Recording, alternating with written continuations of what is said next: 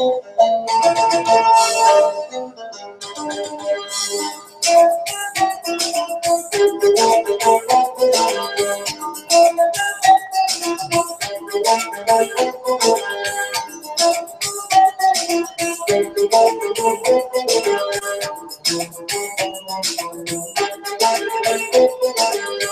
تقش بلادي يا إرهابي، المغرب بلادي وأرض جدادي، أنا مسيحي كلها بصوت عالي. ما تقش بلادي المغرب بلادي، ما تقش بلادي يا إرهابي، المغرب بلادي وأرض جدادي، أنا مسيحي كلها بصوت عالي.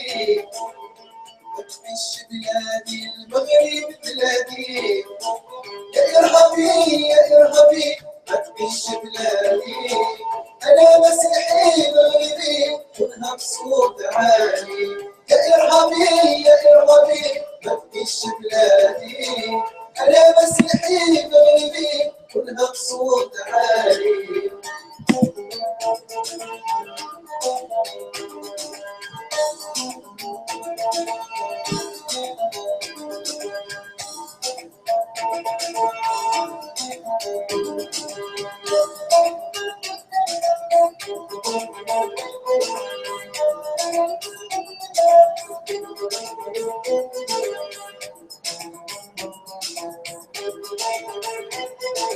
على أمر الإنجيل عرفت حاب ما تهدم تبني، علم المسيح السلام وفي المغرب يكون الأمان.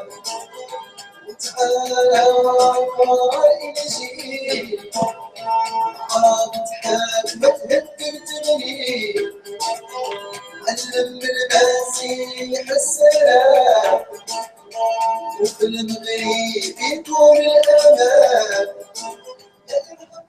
All right, hello everyone. Peace of Christ to all. We were playing for you a Christian song from Morocco. This is a team which, you know, ex-Muslims who devoted their work to, let us say, to preach the gospel by singing. And I hope you guys really like it. Maybe from time to time we can play some in the break. So thank you for being here. Let us invite our friends. And today our topic is about Quran and scientific miracles. Now, all of you knows that Muslims, they speak very much about what is called scientific miracles. And today I have a challenge for the Muslims, life challenge, for any Muslim who wanna come and wanna tell us. He can choose any miracle of his choice. You see, they have long list of fabricated miracles. And my challenge to the Muslims right now, if any Muslim dare to make a challenge, to give me any miracle of his choice, and I will debunk and I will show him that this is nothing but a lie. Actually, not only it is a lie, it's a joke, which means it's the opposite. It's not only not a miracle and fabricated, it is the opposite. Every one of those which is listed there is a scientific error, not a scientific miracle. So let us invite our friends, and if you guys have any question, there's an option in the YouTube. You can click in it and you can share your questions if you have any question. If you are a Muslim, make your challenge for me. And this is the list in the front of you. There's all kind of what is called miracles, you know. You see, big list. And actually, my book, it's called Scientific Miracles of the Quran in Depth. All of it is just nothing but refuting all those one by one, which is nothing but a lie. However, this is a great business, you know, for the Muslims. because Muslims, they made those who come with those scientific miracle claims, they made a lot of money from it actually, because Muslims, they bought their DVD and their videos, their books, which is nothing really but the fabrication based on deception.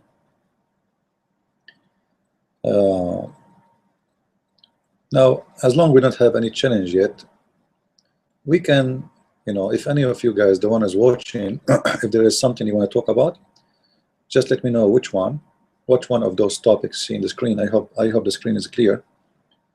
I can make it more bigger maybe. I hope the text is clear so you guys can read. So if any of you have any question about any of those they claim to be scientific miracle, choose anyone you want, and I will show you, guaranteed, that this is nothing but a fabrication. You see, I'm not the one who's going to choose. I want people to choose to me, especially if they are Muslims. I hope Muslims will be here with us soon, and they will make the challenge. They choose anything they want. You see how big the list? You name it, whatever you want, you know, whatever the topic you want, you just name it. All of them, they are nothing but a fabrication. And when I say fabrication, it is, I mean a scam, you know, I mean saying like really this is a scam. All right, but most of you, because you do not speak Arabic, if not all of you, it's very easy to play with the meaning and the words, and to manipulate the Arabic translation and make it fit with something that have nothing to do with the claim. So please, if any one of you have any question about this list in front of us, just let me know. You know, the list is long. Choose one and tell me which one you would like me to talk about. Right now we don't have many viewers yet, but soon I hope we will have many. Choose any of those and tell me which one really is something confusing for you, something very hard to debunk. Which one?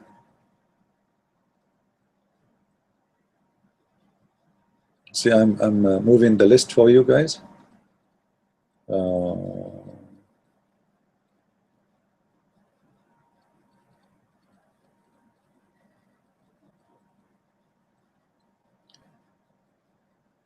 Heart massage and intercent. Okay, heart massage. Where is that one? Heart massage. Is it here or up? Heart massage. Somebody asking for the heart massage. I can't see it. Heart massage. Maybe I need to look for it. No.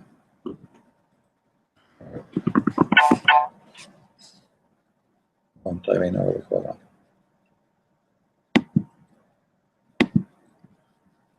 Well, it's hard to find it. As you see, the list is so big. You know, heart. All right. Heart massage. All right. So this is the one.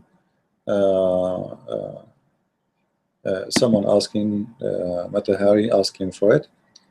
How we can prove it to be wrong. So let us open it and see what the heart massage is.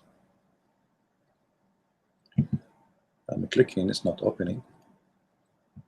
What's happening here? I don't know. Let me refresh the page again. For some reason, it's not opening. Okay. All right. Now, this is the heart massage miracle.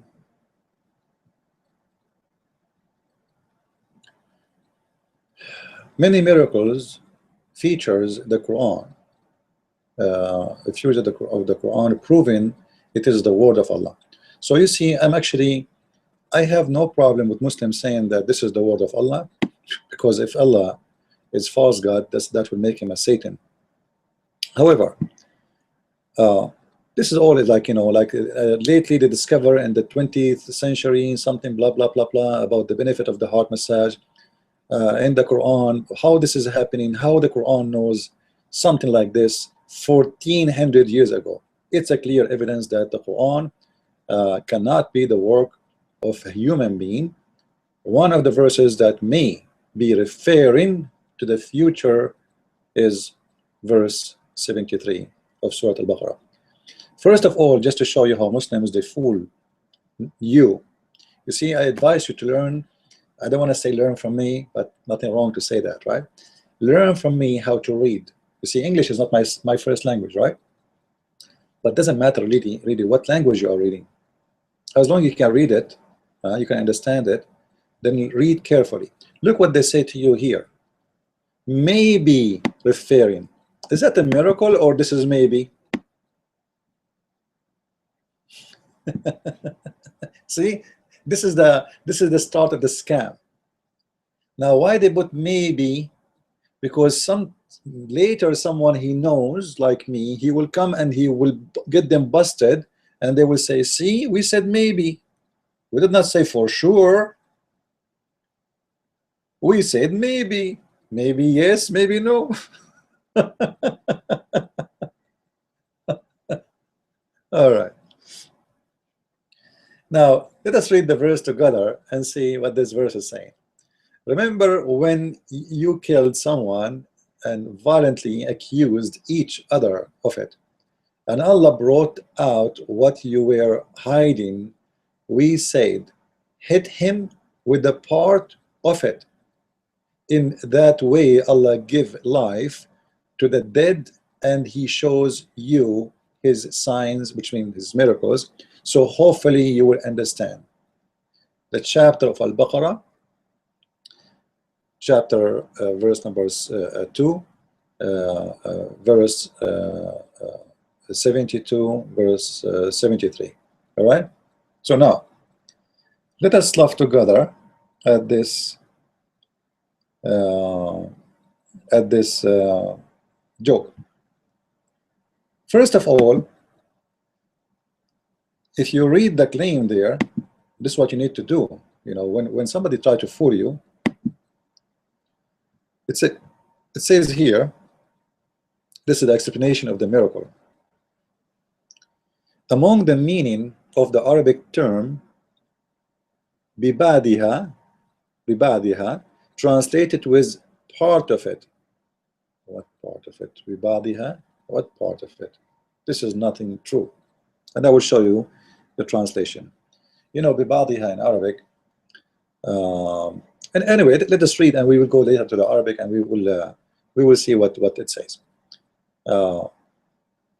With part of it in the above verse, someone or some people in the context of that meaning, the verse may be, hey, again may be referring to heart massage.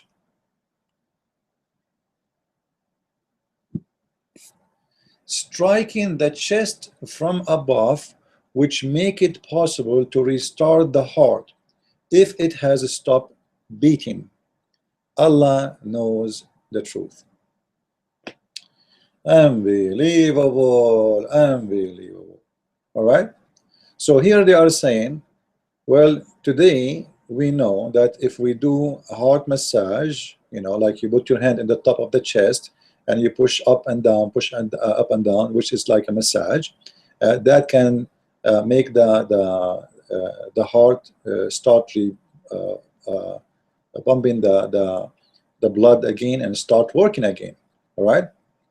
And here they say the person whom the massage is administered has etc., like, you know, like but he's not dead, by the way. The one who his heart is stopped, he is not dead yet, because you die when your brain is stopped. And then, you know, everything like sometime the heart stop first, and then if this heart is stopped for long or a while, a minute or two, and that's it, you are dead. You know, it's hard to get you back, because but as long the brain is alive, you can really give life to the person again, like you give him electric shot, etc. You can, because the brain is still alive. But if the brain is dead, that's it, you know, things is over. So if you read with me here carefully, you will see this verse have nothing to do with what you are saying. First of all, you will see that the person who was killed, he was killed violently. He was killed by a sword. Not someone who have a heart attack. Do you see it with me?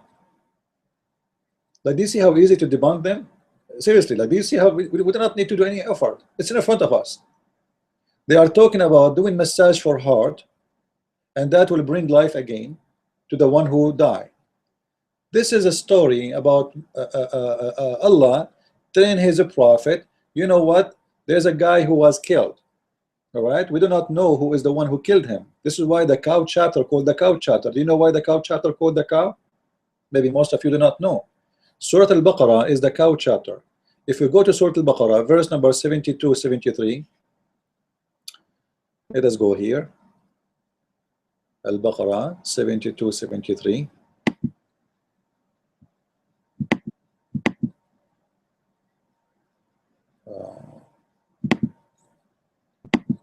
I'm not sure if the text is small, we will make it big. 72, 73.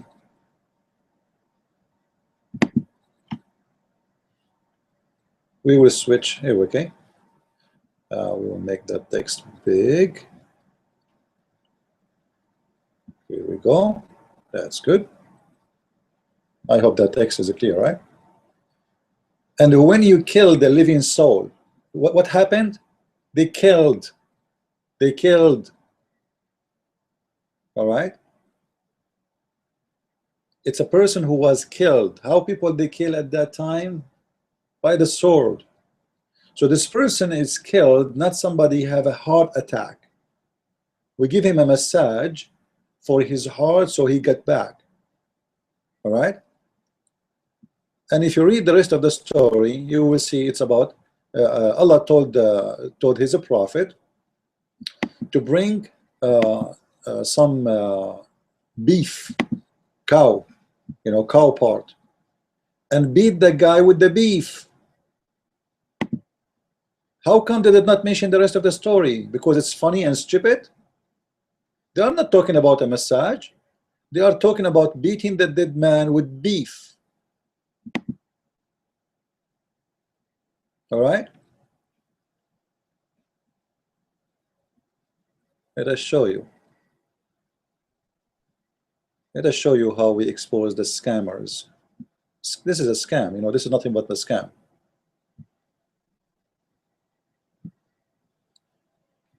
Are you guys with me? People who they are watching us, you can leave a comment or you can ask a question by clicking in the video. There's an option to share questions. Okay, I cannot answer you back by text, but I can answer you back by talking. All right.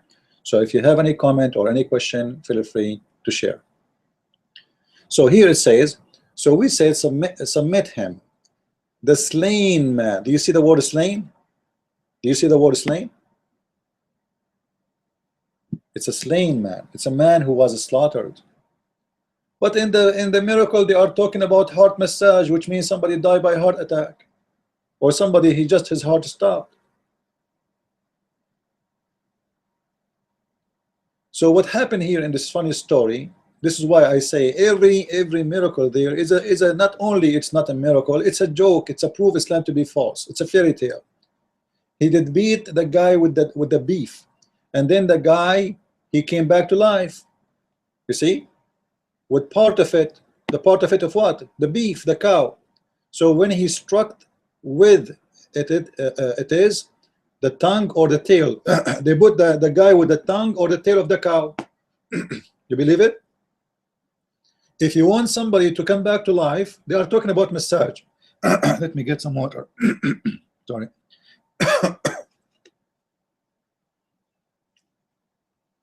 They are talking about massage, right? Do you see what the massage they are talking about? You beat the dead man with the tongue of the cow or the tail of the cow, and then he come back to life, and he say, The one who killed me, his name is the Christian prince, and he died again. This is not about even making him alive again. It's about, supposedly it's a miracle. Allah told his prophet to beat the guy with the cow, and the guy came back to life, and you know, he spoke who is the one, just to know who is the one who killed him. This is why now if you go to the FBI, you will see that in the first floor they have a refrigerator full of beef, specifically tongue of cows and tail. So when they get somebody killed, they bring him inside the FBI center, they beat the hell of him with the tail of the cow, he come back to life, he say who killed him, and they go back dead again. It's a very scientific method, brother. Brother, this is the miracle, brother. See? But so you see how what it was a miracle turned out to be a scam. What is the miracle there? It's a scam. It's actually, it's a joke. You will notice in the website they never mention anything of that. Like, they did not tell us what is, like when they translate says, remember when you killed someone and violently accuse each other of it, and Allah brought out what you were hiding. You said to him, hit him with the part of it. All right, and in that way Allah give you life to the dead, and he show you his sign. But they did not tell us they beat what with part of it. They said it's a massage. They did not tell us here in the story that this is about beating somebody with the tail of the cow. Now let us assume that the verse is not speaking about someone he been slain and someone being killed violently by a sword or a knife. Let us say it's about, for the sake of argument, it's about somebody have a heart attack. Can we really get someone back to life by beating him by the tail of a cow? Is that a heart massage? I'm going to keep a cow always in my house, man. Anytime I die, you know, I would teach the cow to beat me. Anytime, you know, the cow, like I look like the dead, you know, I would train the cow. Anytime I die, the cow will come to my bedroom and she will beat me with her tail, and I will come back to life. That's an amazing, you know, method of science. And this is why I say it. Whatever Muslims they come with, it's nothing but a joke.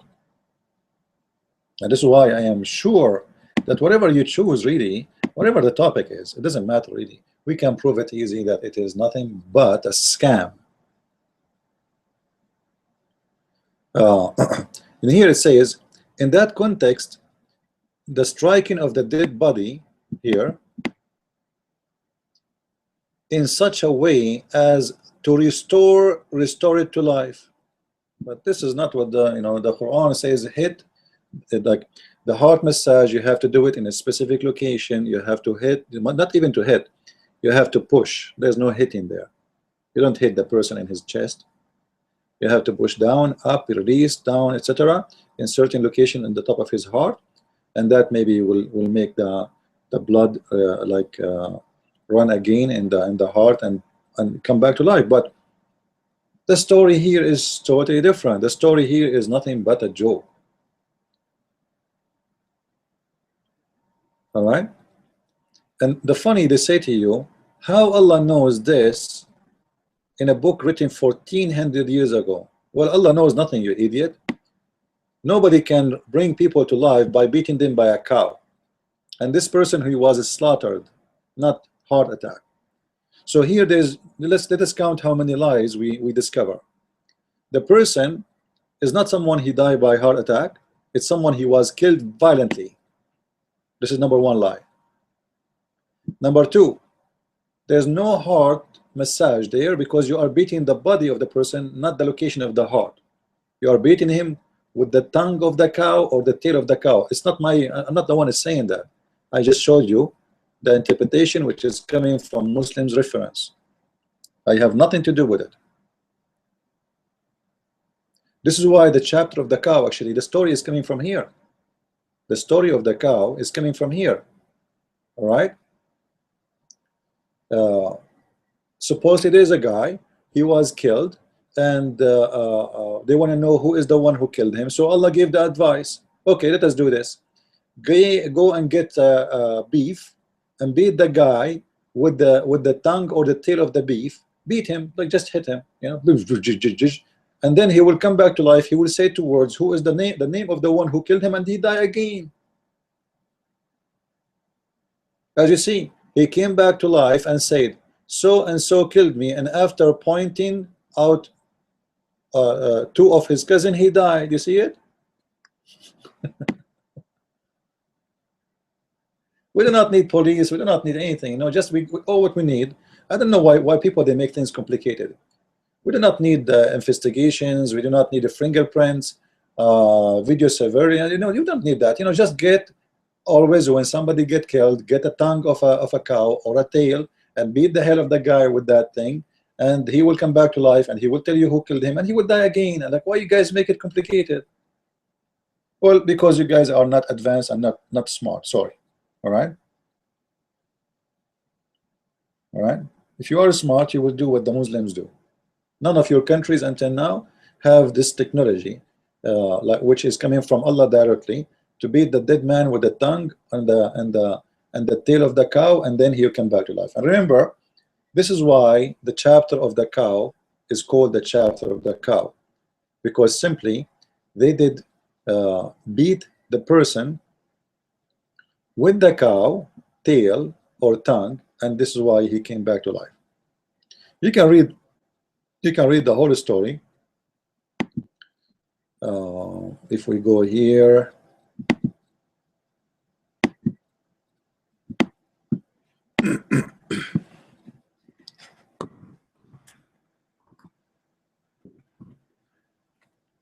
I'm typing in English. All right, hold on. I have to switch.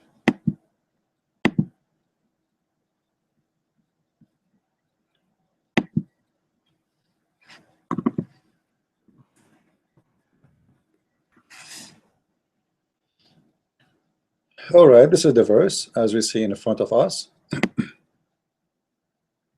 I'm not sure. Okay, here we go. You can read the whole story if you want. And actually, I advise you to read it because it's funny, it's stupid, and it's proof that, you know, this is one of the proof that Islam is nothing but a scam. You know, if God want to raise somebody from the death, as long as we mention this story, let's compare how Jesus brought people to death, from death, how Jesus brought people from the grave. Supposedly here, this story, you know, speaking about Moses, etc., etc., etc., and then there is a person who was killed, and they want to know who is the one who killed him, etc. And you know, you see here it says, and remember, he slew a man, etc. And people, they were upset about the crime. This is a crime, not someone died by heart attack. But Allah bring forth what did you know, you did hide, and he asked him to strike the dead man with the cow, and this is how, you know, became alive again. But here we need to compare a little bit between how Jesus, he brought people to life, and how Allah bring people to life. And by the way, this is a story nobody saw, nobody witnessed. Where Muhammad is getting this story, no information. Like if we ask the Muslims, where do you get the story from? All those stories are coming from legends of the Jews. The Jews, they have many stories to let us say praise Moses, praise Solomon, praise David. But those stories, they tell them to their children. It's like fairy tale stories for bedtime. You know, those stories are not meant to be believed.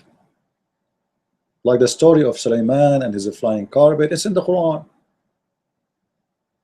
And his ring and his genies, etc. Those are in the Quran, exist because of the legend of the Jews. The Jews, they tell those stories for their children, but it's not true. None of the Jews believe it. They are the one who created those stories. It's not, this is not a story in their holy book. It's not even in a book. Later, after many centuries, the Jews, they collected those, let us say, their heritage. Those stories for children is like heritage, all right? So, as you see, any miracle, or what it's called miracle, we of your choice, we can prove it easy to be fabricated miracle. Again, if there's anyone have a question, you can share your question on the text here in YouTube. There's a, you can click in the top of the video. There's an option to ask your question, to be part of the conversation. If you have any question about any of those miracles, we answer right now the message. It was one of the choices of the viewers. If you have any other miracle, just give it to me. And you see, I'm not picking up my cherry. I'm asking you, give me any miracle of your choice. So I want to see some more questions in the side here. And until now, I see only one person is asking questions. I don't know what about the rest. You guys, you have no questions? You don't, none of you is interested to answer those miracles? Don't you see how amazing those miracles are? So let me see.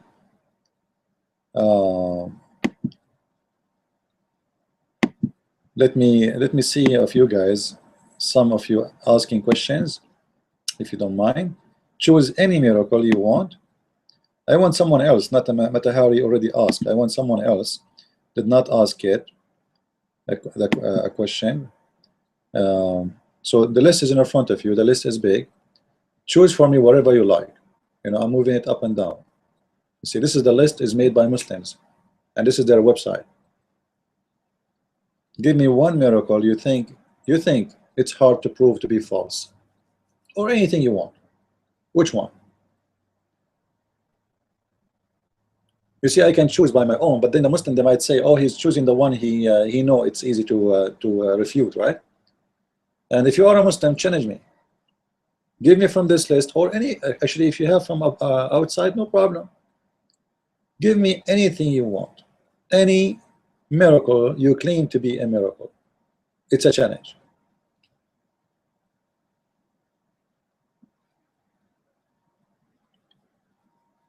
The miracle of the sea barrier. Where is that? What the name of the miracle there? Does it say that in the name? Give me the name exactly as it is. Do you know what the name here? What the name in the list here? Let us search for the word sea, maybe.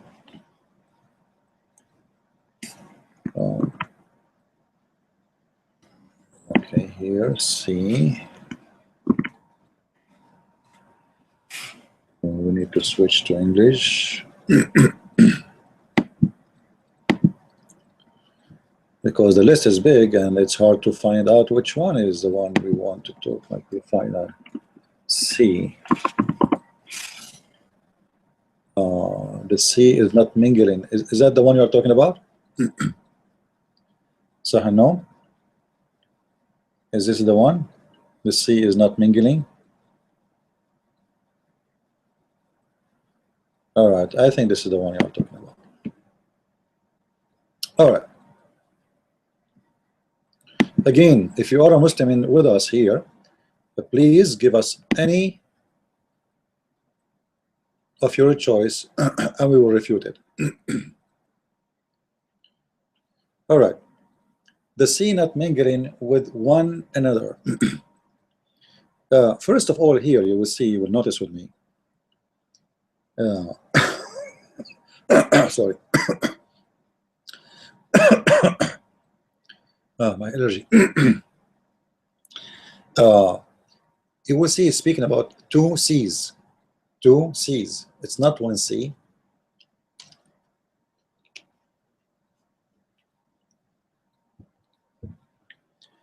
Look at the picture here. The Muslims, they choose this picture here, and this is supposedly where it's called the delta, you know, where the salty water and the fresh water, they meet together. But in fact, the verse is not speaking about that. This chapter have nothing to do with this. All right, the two seas, they are called two, not one, for a reason. For simply they are two, not one. If we have a fresh water here in this picture here in front of us, and we have salty water in the same time, this is not two sea, this is one sea. Do we agree? If we have, let us say, there is a spring of water coming in the sea, in any sea you want, any shore you want, any beach you want, all right? Sometime it happened. Is that to sea, or this is inside the sea?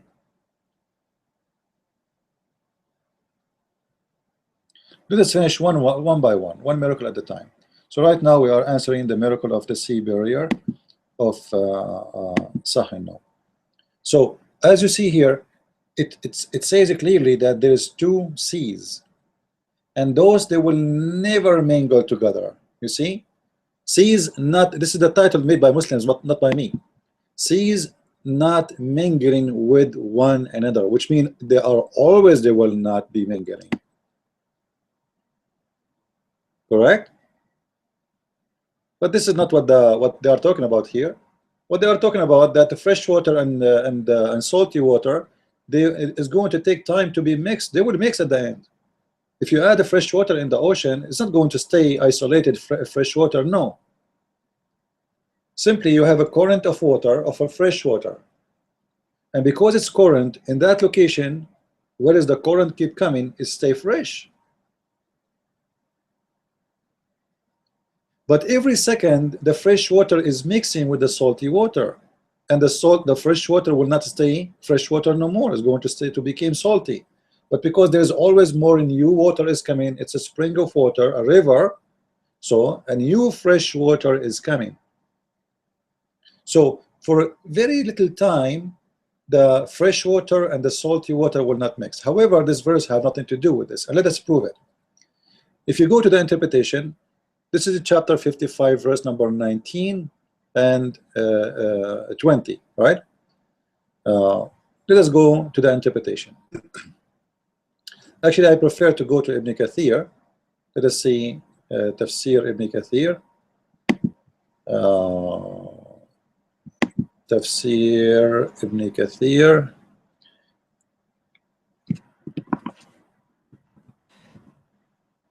Ibn Kathir, all right, okay.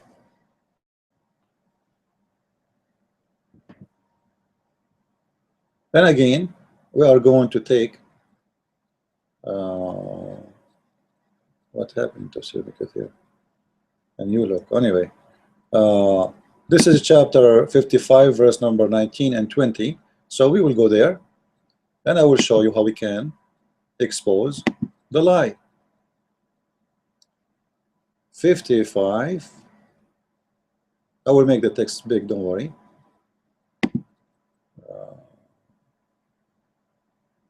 I'll go to verse number 19.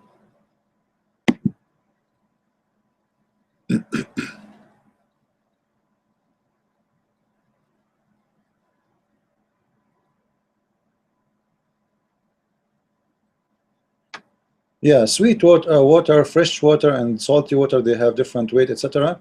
But still, they mix at the end. You know, this is just temporarily. They will not be mixed. If you add a drop of water in the cup, because simply the salty, the fresh water is small compared to the sea water. I mean, as a size, as a volume. So if you can do the same in your I'm trying to increase the, all right. Next page. I'm going to show you that this is nothing to do with the water. Actually, there is a barrier between them, which is a land. The barrier here, because the word the word they translate as a barzakh, sorry, as a barrier, it's a barzakh. All right. There's actually two verses in the Quran speak about it, but anyway, here we go. This is the verse. I'm going to make it big. All right. The word in Arabic here, barzakhan. All right. هو الذي مرج البحرين هذا عذب فرات وهذا ملح أجاج وجعل بينهما برزخا. What is between them? Barzakhan. Let us see what barzakhan mean. All right. I'm not the one who is going to give you the answer. The Muslim, they will give you the answer, just to prove, just to show you how Muslims they lie. And it is he who has let free the two seas, etc., etc. You know, there's a barrier, there's a barrier between them. This is what they translate as a barrier, which is barzakh. We see here the word barzakh in Arabic. Barzakh in Arabic mean a dry land between two things. And as long as you are talking about a piece of land, you are talking about water is surrounding. So Allah in the Quran supposedly saying it is He who separated the fresh water, which is the one you drink from, and the salty water. This is not about the same sea. No, there's two sea. And here we go. Between them there's a barrier, which is none of them can transgress. None of them can transgress. Is this the case in the ocean? No. If you put salty water and fresh water together, they will mix. They will mix.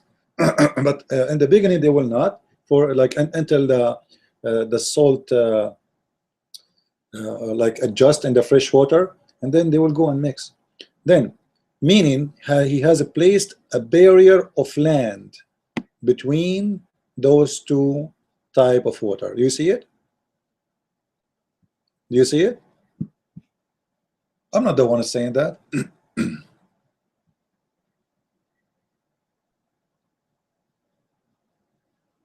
Is it clear?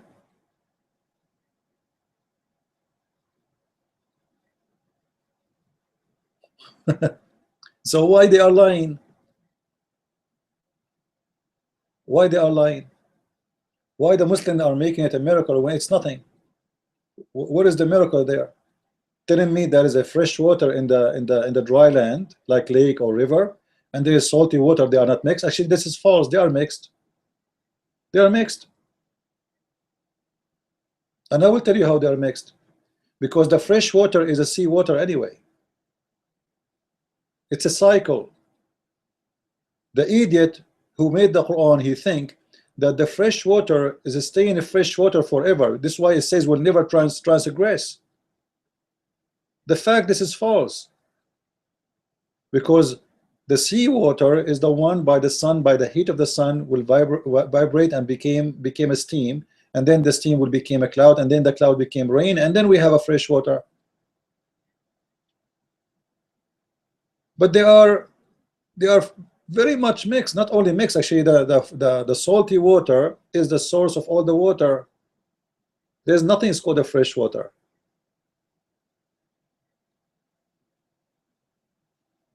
Fresh water is based on the process of the sun heating the sea. All the water is coming from the sea. And then the fresh water go back to the sea. Like who said it doesn't? Because imagine if always the sea give us a steam, and then the steam became a cloud, and then the cloud became rain, and then the rain became a fresh water, and then they are separated as in here. They will never transgress. Do you see it? They cannot. This is false, which means it's showing an error here actually, because the salty water and the fresh water always they will mix together again, because the fresh water, the rain will go back to the sea. It's a cycle.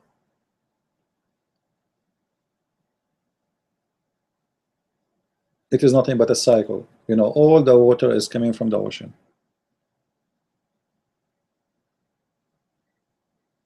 All right. So obviously it is a scam, correct? Anyone here don't have is not convinced yet? Anyone is not convinced?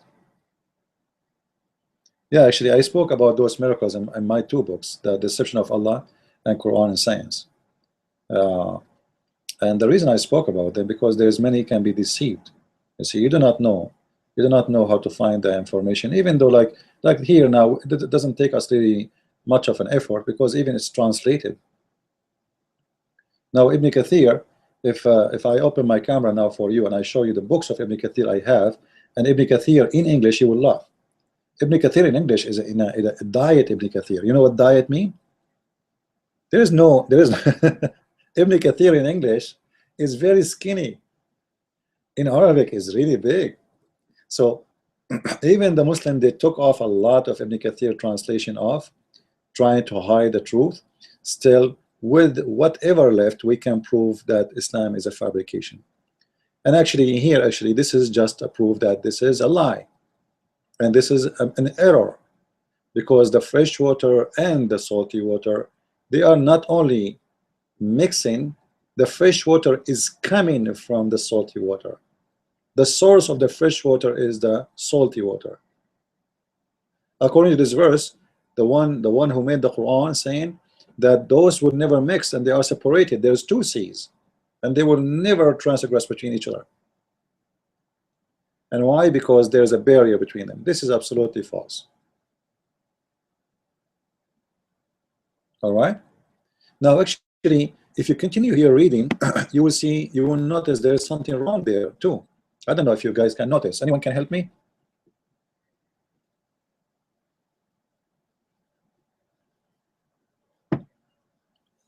Anyone here notice something?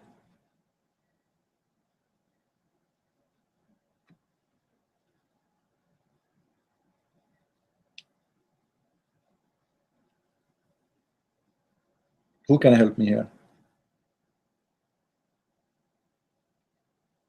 Anyone notice something? Come on. There's a problem in front of us. Here. Let me point my text. Anything wrong here?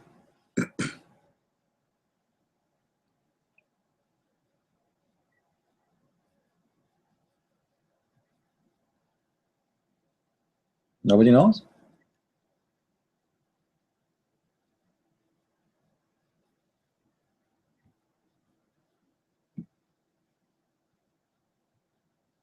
Where is the education, guys? Okay, where we can find pearls and where we can find what is called al-murjan. Let us see what we translate the murjan into English. Murjan. I will go to, just to be sure from the meaning, English correct meaning. Google translation, al-murjan.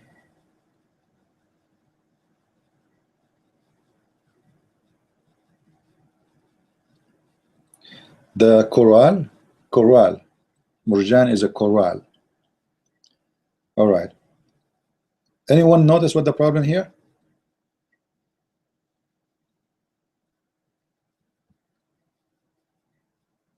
There is pearls and there is murjan, which is coral. Both are coming from the fresh water and from the salty water. Is that correct?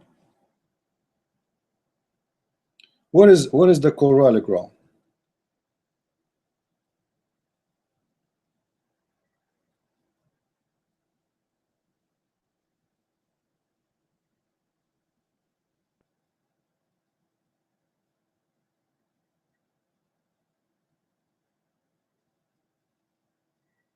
Do the coral grow in the salty water?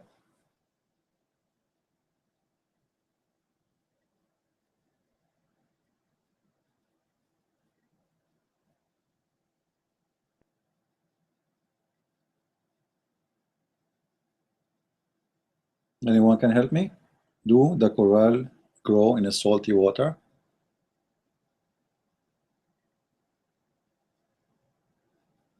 It doesn't, right?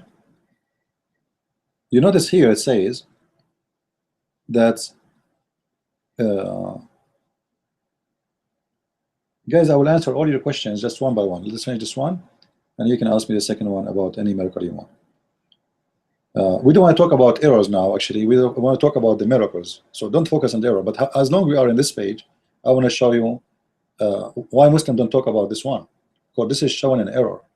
Because it says that from both of them, which means from the fresh water and the salty water, we got pearls and coral, and that's a mistake. Coral grow in a fresh water. I'm not sure about the pearls that they grow in a salty and a fresh water together, but I believe if you go and search, you will find that the coral they grow in a fresh water. So here there's a mistake. Now we go to other question. Anyone have a question? Give me about the miracles, please, not about errors. You see, in here today we want to debunk what is called Quran miracles. Already we debunked 2 of them. We proved them to be false and fabrication. The list is in front of you in the screen. So which one you think it's good to debunk? What is next? You see, I'm not choosing my cherries. And if you are a Muslim listening to us, please, make a challenge to me. Choose the hardest between them, if you are a Muslim, and ask me to prove it to be false.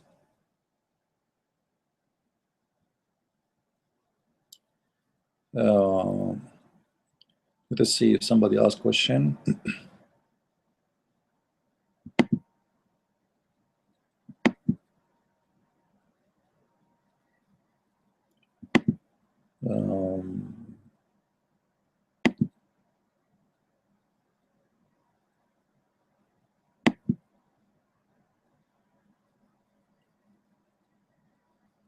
The programming of genes, is that something here in the screen, mister? Is it here in the screen? I don't see it. The programming. Let me search for it. The list is so big to find out, to find what you are asking for. The programming of genes.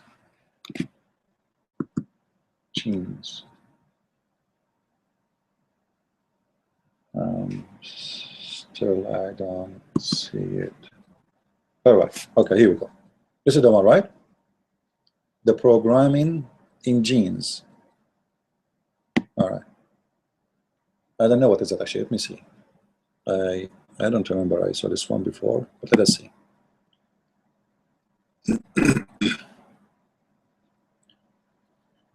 The programming in genes. From what thing did he create him? From a drop of a sperm, he created him and proportioned him, then he eases the way for him. Okay, that's interesting. Let's see what is that. The word gadarahu. What the word what? Gadara. Is that Arabic? Let us go and see the verse in Arabic. In Arabic and English. 18, chapter 80, 18. 80.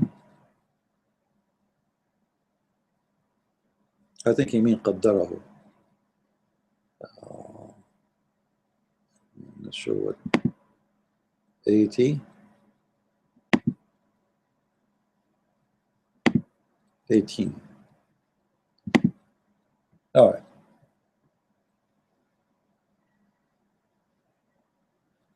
ومن أي شيء خلقه.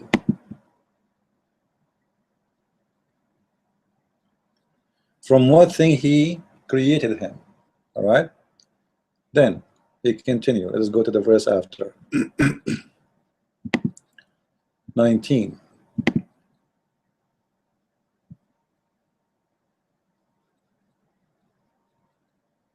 Remember, we are using the Muslim translation, not our translation. From a drop of a sperm, from nutfa خلقه فقدره. فقدره. Okay. From a drop of sperm, he created him and he preparation him in a stages as a blood clot, then embryo after the last stage of his creation. All right. Now here actually here we have very interesting question, or let us say a miracle, because here we can discover that Muhammad is nothing but a scam again. First of all, we are not created from a drop of a sperm. You see, drop of a sperm have millions of sperm. All right. Actually, the word sperm here is not mentioned as let us say the word nutfa is you know, we are adults, so we know what sperm is, right? It's not the sperm as individual. Nutfa is in the translation they are trying to say to you drop of a sperm. It's not not wrong really, but it is your sperm, all of it, okay, which many of it, like all the sperm you came with when you have sex. All right, so the sperm you drop there is the one to make the baby. So where the baby is coming from is from the sperm, but this is false. If you go right now, I do not need to search for you.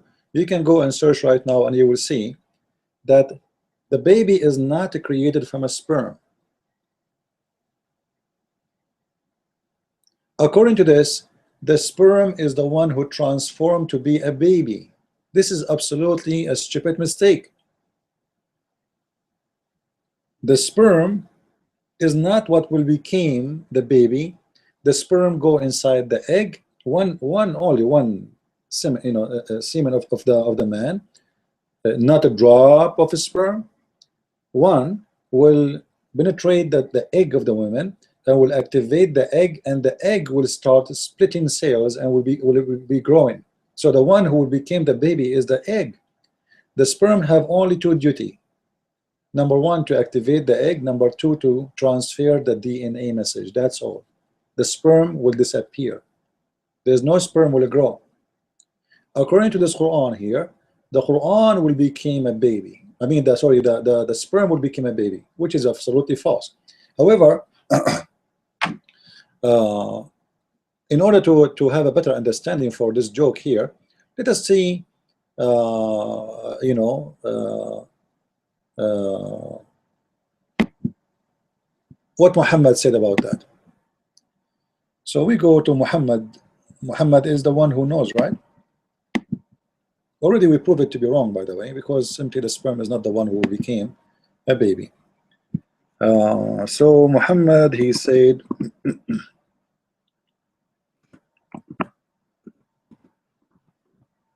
let's see if we can find this hadith. All right. Now I'm going to make the screen big again so you guys can see with me. All right.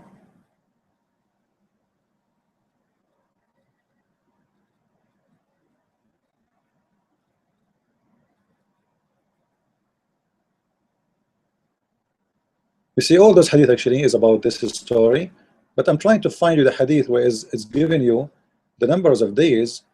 Here we go. This is the hadith.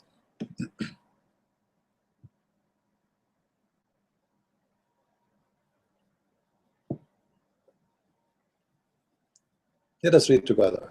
I will make the screen big. Notice with me, by the way, how the hadith in English became so small. In Arabic is big, you know. Anyway, so Allah Messenger, who is the one is talking? Muhammad, not me. So Muslims don't blame me, all right? I'm not the one who's explaining this verse. The true and truly inspired said, this is inspiration. Just take note. This is not just a speech. This is inspiration from Allah. Takbir. As regard as your creation, every one of you collected in the womb of his mother. All right, actually, just to show you how Muslims they false fiction the translation. The word womb is not exist. If we go in Arabic, it says في بطن أمه, في بطن, in the belly. There's no womb. You can go right now, copy the same word I'm telling you, and take it to Google Translation, and you will see the translation will come as belly. Actually, it can come as a, you know, like yeah, the belly in general. So, sometimes we use it for to speak about the stomach, like my the button yuja, which mean my stomach hurt. I mean my stomach. But button in generally speaking, it's mean the belly. So Muhammad saying that you will be in the belly of your mother, not in the womb, for the first 40 days. As what? As a sperm. Because remember, in the beginning you are a sperm.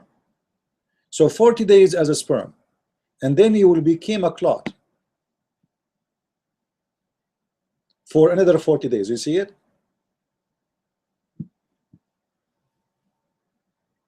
And then you will become a piece of a flesh for another 40 days.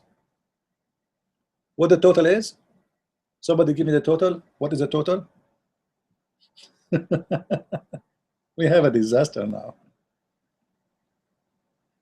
Anyone have the total now?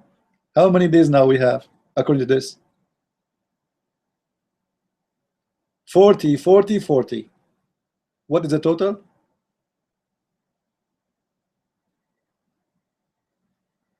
120, right? So according to Islam, the baby will be done, created, finished in 120 days. That is 4 months.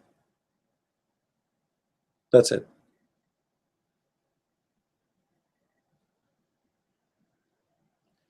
And just to show you the fabrication, you remember in the page of the miracle, they said the word فَقَدَّرَهُ. Let me show you the word فَقَدَّرَهُ here. The one I was like wondering what it is. You see the word قَدَّرَهُ, translated as proportioned in the above verse, come from the Arabic verb qadar.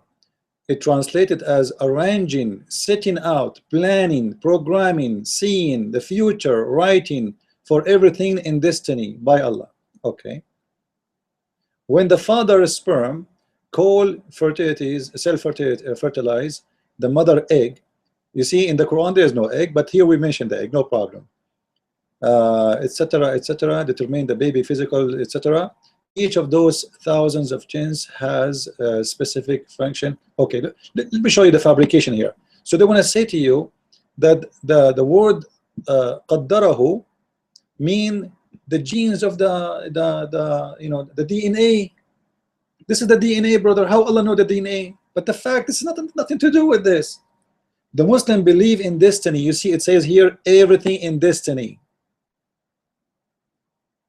In the same page, just to show you how they to back up their lie. So they mention destiny, but they don't concentrate in it. They try to make it's about DNA. This is about destiny. Muslims believe that before you are created, Allah here decide your destiny. If we go to the hadith back, we will find the following. This is after the creation now, and look, he write his deeds. This is the programming we are talking about. This is not about DNA. He writes his deeds, time of his death, mean his livinghood, and his whether he will be watched or blessed in religion. So this is the programming they are talking about. He will be good, he will be bad, he will be happy, he will be filthy, he will go to paradise, he will go to etc. And you see here, then the soul is breathed into his body. So until now there's no soul. When the baby is in the stage of he is became a baby, still there's no soul. This is the last stage. This is false. The baby is alive from the first second. The egg is alive. The second that the sperm fertilize the egg, now we are talking about a baby. Yes, there's no heart yet, but it's going to develop in a few weeks. So he is a human being and he is a baby. According to this, there is no life in this creation until the end. After all of this, after programming his deeds and his death, then the soul is breathing into him, breathe into him.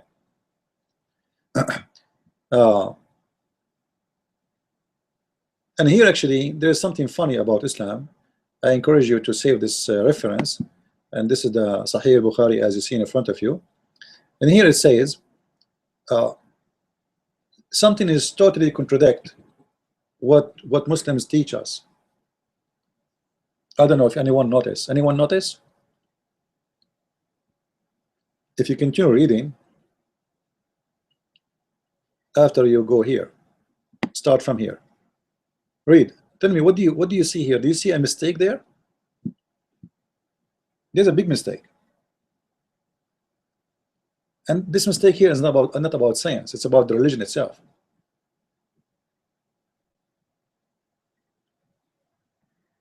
Anyone knows?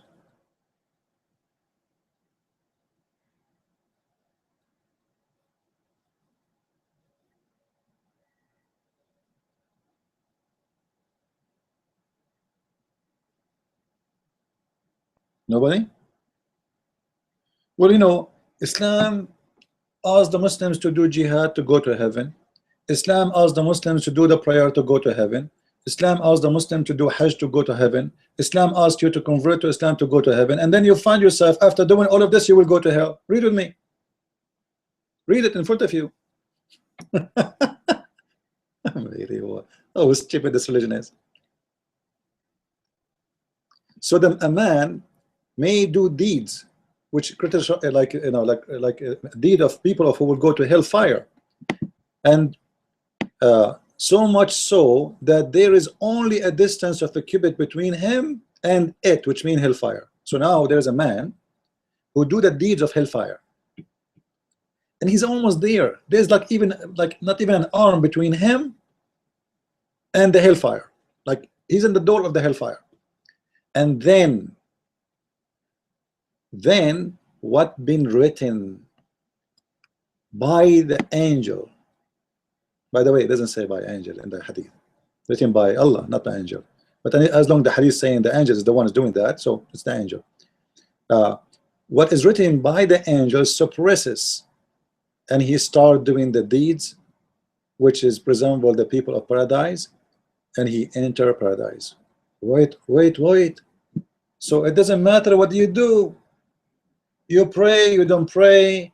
You fast, you don't fast. You go to jihad, you convert to Islam, you don't convert. Who care? It is what is written in your program system, in the hard drive, is going to take over before you arrive at the door of hell, and then you will go to heaven. If what is written for you is to go to heaven. You see the stupidity? Are we following, guys? You understand what I'm saying?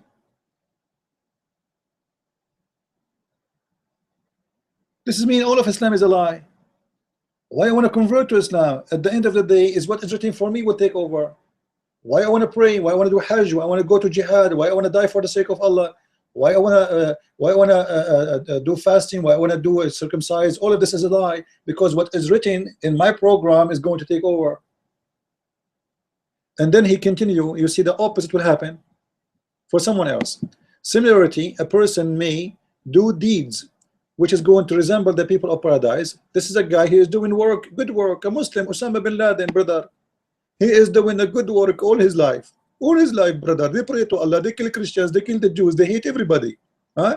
They rape women, they kidnap them, and they ask for ransom, all the good deeds of Islam. And then he is so much close to the heaven, to the point that the distance between him and heaven is an arm. And then here we go, the drama happened again. What has been written by the angels suppresses, and he start doing the deeds of people who will go to hellfire, and he enter hellfire.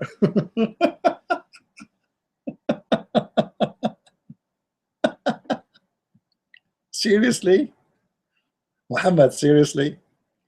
So why I should believe in you? Huh?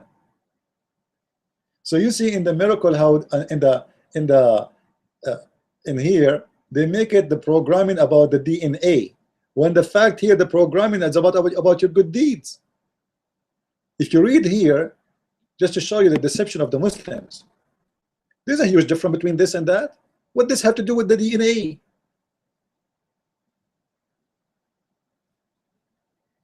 Right? And they give you numbers and scientific numbers to try to deceive you and to make you believe that this is true. You know, look, brother, look, it's amazing, brother. This is in the Quran, brother. DNA in the Quran, where the story is speaking about something totally different. Have nothing to do with it. It's a joke. It's a stupid, actually. So they make what is a stupid sound like it's a miracle.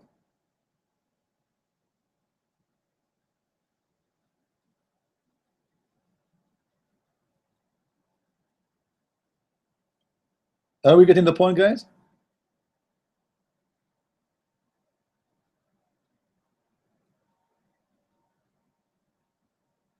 So they make it about DNA and programming, etc. The word qaddarahu in Arabic, this is qadar, destiny. Muslims believe in destiny. One of the most important things in Islam is to believe in destiny. What is destiny? Is to believe in what Allah He wrote for you before your creation. This is why there's a hadith about Musa's and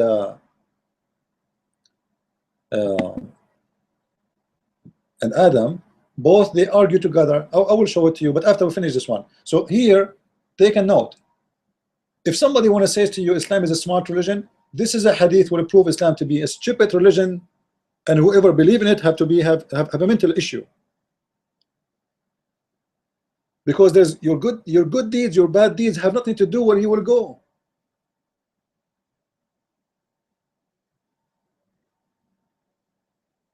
It doesn't matter where you go. I mean, it doesn't matter what you do. You are a Muslim, you are a Christian. It's what is written for you before your creation, and this is against the the logic of like a punishment day. You want to punish me for what? You want to send me to hellfire for what? Hey, potato Allah. Guys, listen carefully. If He is the one who wrote for me the bad deeds, and He is the one who caused me at the end of my life, I was doing good deed all my life. I was doing jihad, raping women, doing all the good deeds required in Islam to go to heaven, which killing and hate and etc. And then, before I arrive to the heaven, what Allah wrote for me will take over. Now, where is justice here? I was praying to Allah all my life. I was kissing the black stone, you know, non-stop. I was hating the Christians, hating the Jews. I want to do jihad. I hate America. Death to America, death to Israel. Huh? After all of this, I am almost in the door of the heaven. And then what is written for me will take over. So why I'm going to hellfire? Give me a reason. Give me a reason, Abdul, why I will go to hellfire. Where is justice there? This is the most stupid religion ever you can imagine.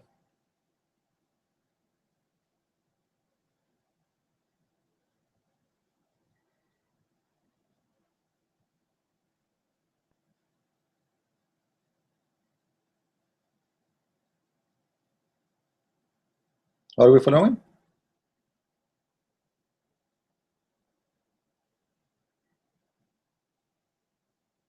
Yeah, you know, the Muslim, by the way, they discovered the DNA in the Quran now. The American, the Western, they discovered the DNA, the Muslim discovered it in the Quran. They don't discover it, you know, like in the beginning. No, now they discover it. It is nothing but a fabrication. And actually, we just showed you here that Muhammad is a stupid. Yesterday, I saw a guy that he was arrested for being a false doctor. Did you see him in the TV? If you live in America, he's 18 years old. He claimed to be a doctor, right? Here we go. Muhammad claimed now to be a Dr. Muhammad. Dr. Muhammad want to tell us how the baby come to exist. 40 days as a sperm. That's alone is a funny joke. The maximum sperm can stay alive. The maximum. This is not after going in the egg. No. Before. Let us say the man has sex with his wife today. There is a maximum, I think, of 7 days. Maximum the sperm can stay alive. After that, the sperm is dead. According to stupid Muhammad, the sperm now stay alive inside the women for 40 days, and the sperm itself will turn into a clot. And by the way, the Quran says that this clot is a congealed blood. It's a dry blood. It's dead blood, and this is absolutely false. The egg is not a blood, and the sperm will not transfer to be an egg, and the egg will not transfer to be a blood. And this is all is a fabrication. Prove that the one who wrote the Quran is a stupid idiot. In the top of that, we find out that it doesn't matter how good your deeds is. You are really messed up. Any question? Are we done with this one or more? If there's something more clear. We mentioned that we want to talk about Musas. Hold on. Musas. Yeah, we go to Musa.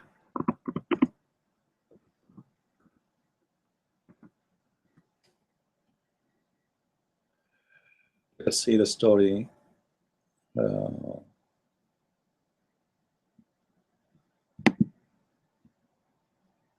What happened?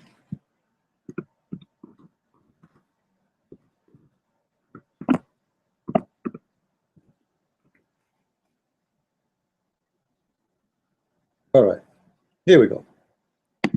As long as we are talking about the destiny, let us read this together. I will make the screen big so you guys can see it.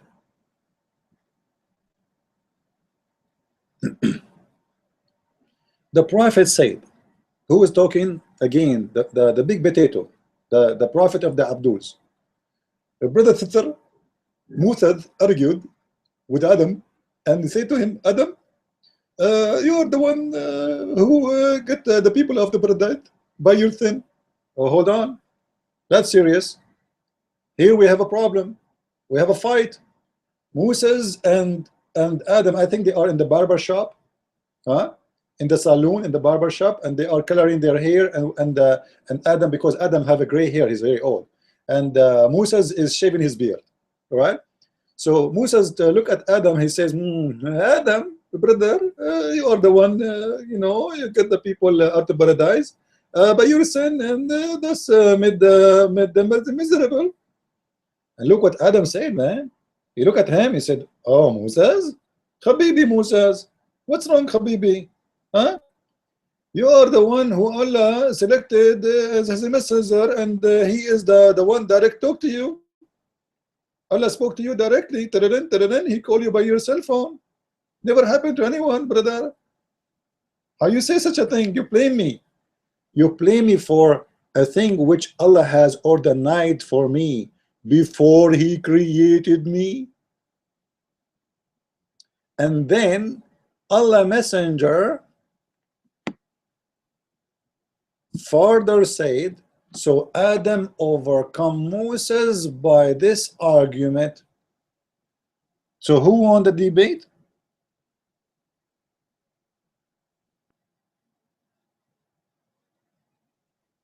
Who won the debate here? Tell me, guys. Adam, right? Adam won the debate, but this is stupid. Because if you notice here with me, this is why I want Christians, and even if you're not a Christian, I want you to read carefully.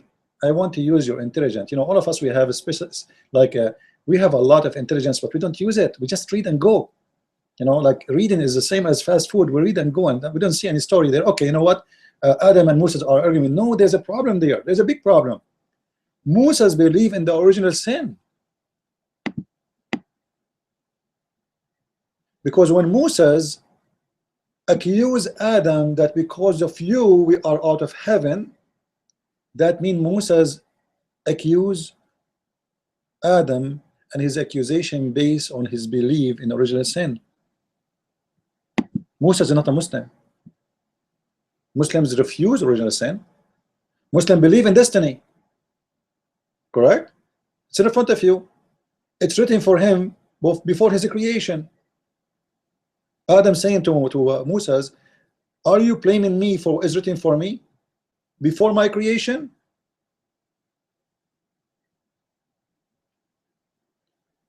And here we want to ask a question.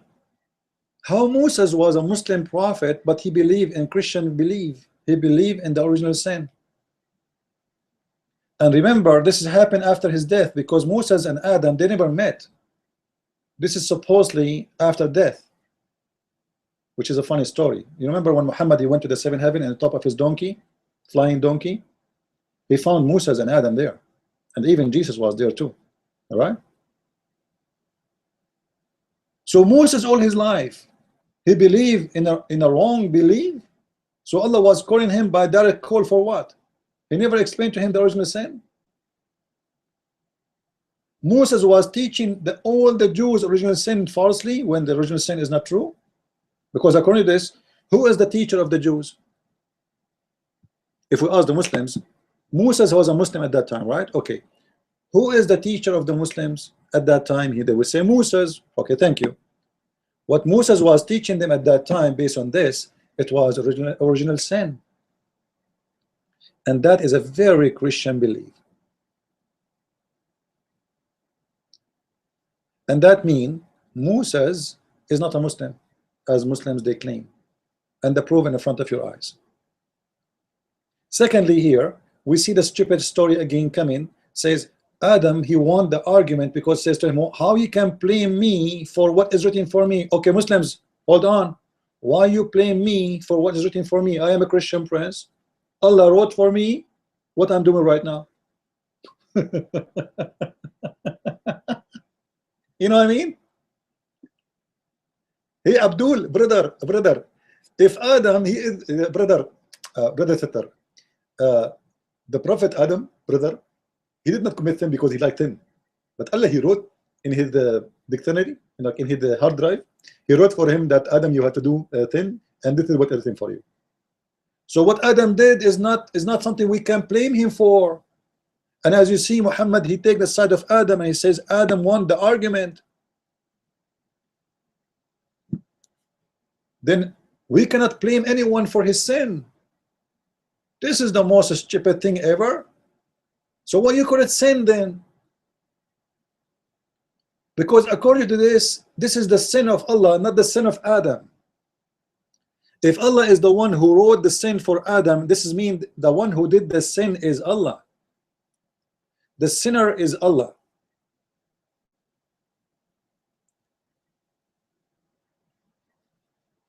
By the way, the word sin is coming from the word which is used to be called the name of the moon god, in case you do not know. So when people left the moon god worship, they start saying this is sin, which is mean this is moon god.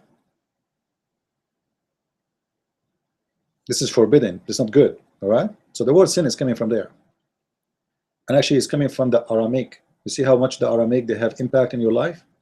There's many words you use today is coming from the Aramaic. Actually, all what you see in front of you is coming from the Aramaic. There's many, we as a Christians, the Jews, etc. Everything we have is coming from the Aramaic. Aramaic is the one of the most greatest civilization exists ever. And by their super intelligence, they were the superior at that time. Now the Muslims, they took over their lands and they're scattered, but those are very intelligent people, extremely intelligent. Even the word Europe is coming from the Aramaic. Even the word Africa is Aramaic. So the Aramaic was a super intelligent people, and Muhammad, he copied from them a lot of stories which is based on ancient religions.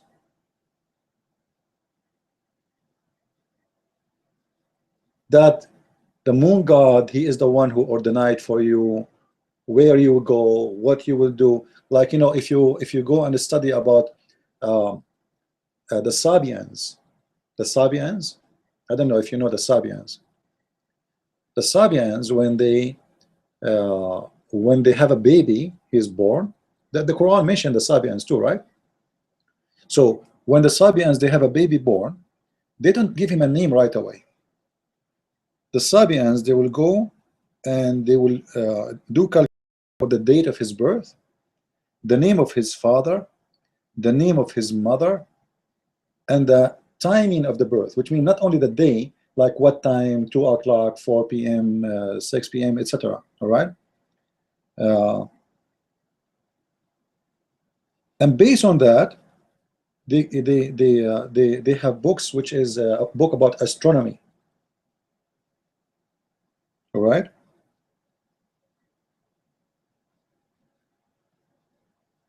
Based on that information, they give you the name.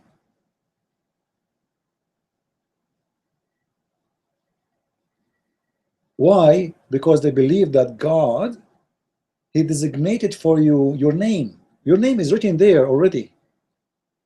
Your destiny is exist before you are exist. And actually, this is what I'm working right now in my coming book, which is going to speak about the roots of the Quran, to show you where Islam is coming from. And you will be astonished with the new book, because simply there's information you would never hear anywhere. And I'm trying not to make it big, because I notice that most of people, they get scared from big books. So let us say it's a heavy duty book, but I will try to if it's going to get bigger and fat, I have to divide it to books. Because I cannot make it diet too to the point you will not get the point, you know. So I'm trying to make it as much as I can small, but there's a limit I cannot exceed. So Muhammad obviously is copying from those Aramaic people, their stories, their religions, and he getting their ideas and he make it into practice, which is very stupid. At that time, those people, they believe in it. You know, the logic of man, a human being, 5,000 years ago is not the same as today. Not because they are stupid, you know. Human being always is seeking God. He's trying to find out where is God, how we can find God. Where is the truth? Where is the truth? Who's the one who created us? And when they could not find the right information, they create their own gods, because they need the existence of God. You need, you know, you have a need that you need someone to depend on. You don't want to be alone. You don't want to be felt like I'm left in the middle of the ocean, nowhere. I need, if I have a hope that there's God is helping me, that will make my life better. And actually, even science proved it to be correct. Like even if you have the Messiah, he said, if you believe in a stone, but you don't believe a stone or black stone, if you believe in a stone, which means even if the stone is not what will help you, if you have faith in a stone, you will be recovered.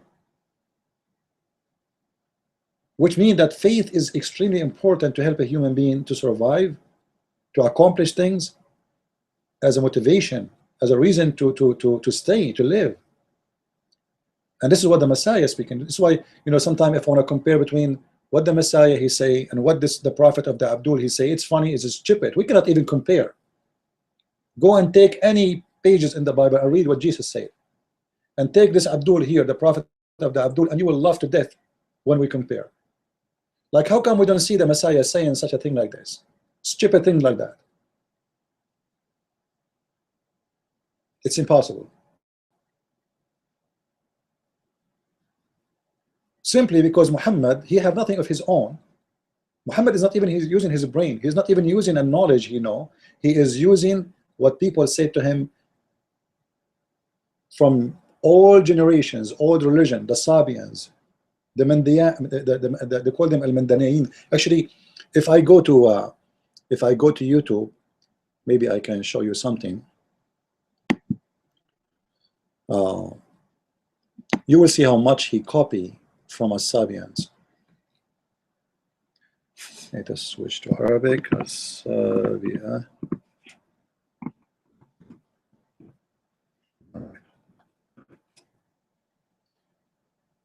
You will notice that Muhammad, he, you know, almost he took everything from them.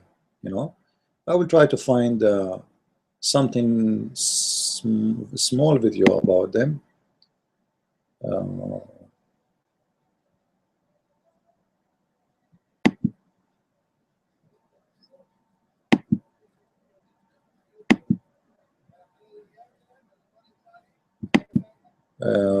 Let's see the front one. All right. Now, if you look, you will see that even the ablution of Muhammad is taken from there. Look, he's doing ablution. This is the wudu. You see, this is the wudu, the Sabi and they do. It's exactly what the Muslims do. It's exactly. See, look at this.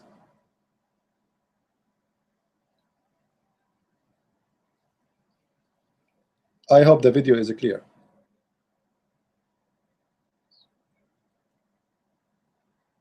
And he say Bismillah, etc. It's the same.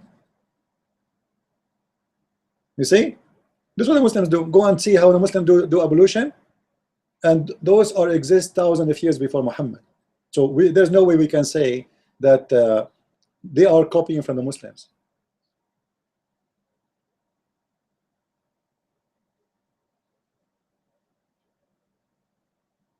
Is it clear?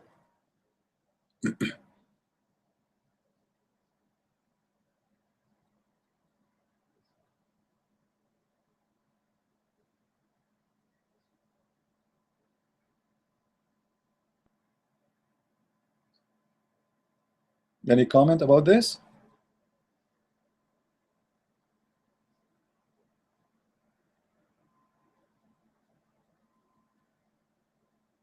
All right. So anyway, this is what is my coming book actually is going to speak about, and that will show us really where Muhammad he don't have a religion. Muhammad is a collection of religions.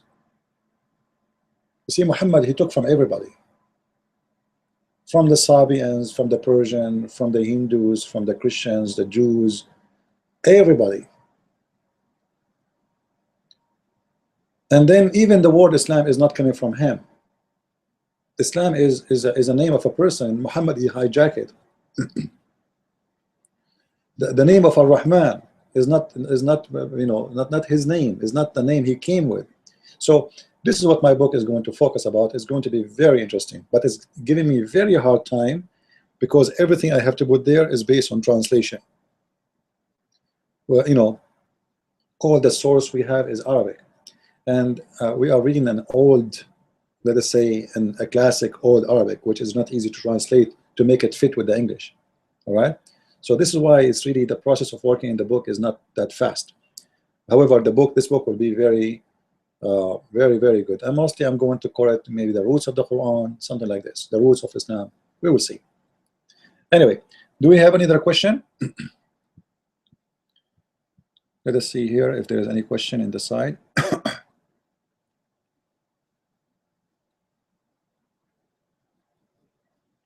So I hope you want to take notes about those hadith, because those they can really destroy. See, those are very simple sources, but they can destroy Islam. All right, like, you know, you blame me for my sin when my sin is created before me, and here we want to question the justice of this creation, the justice of Allah. What kind of Allah is Allah who write for me? Actually, there's a hadith, but I'm not able to find it. It's about there is supposedly a child who died, and Aisha, she said to Muhammad, you know what, I'm very happy for this child, he will go to heaven. So Muhammad, he said to her, oh, like as if he's saying, shame on you, Aisha, to say that.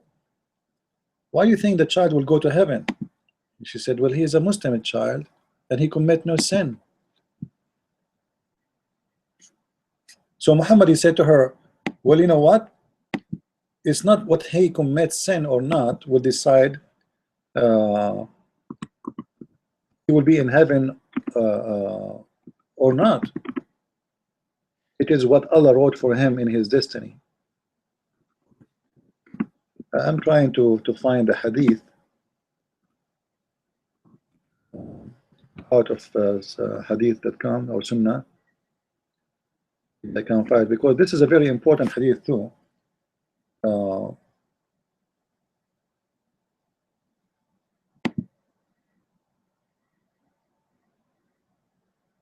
right, let's see. I think I think I will be able to find it. Hold on.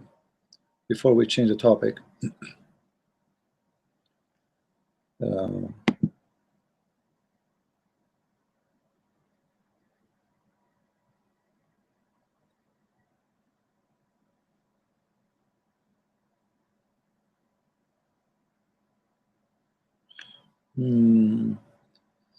I'm able to find the hadith in Arabic, but I want to find it in English, so you can read with me.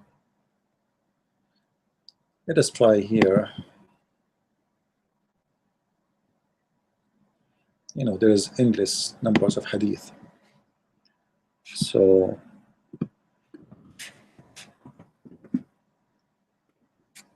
let's see. All right. Actually, we found it. You see, it says exists in Sahih Muslim, all the books. So this is a Sahih book. Muslims cannot talk about it's weak and they're garbage as usual. Now read with me here. I hope the text is clear. Is it clear, guys, on your side? Is the text clear? And I hope my voice is clear too. Just inform me, please, in case it is. It is not.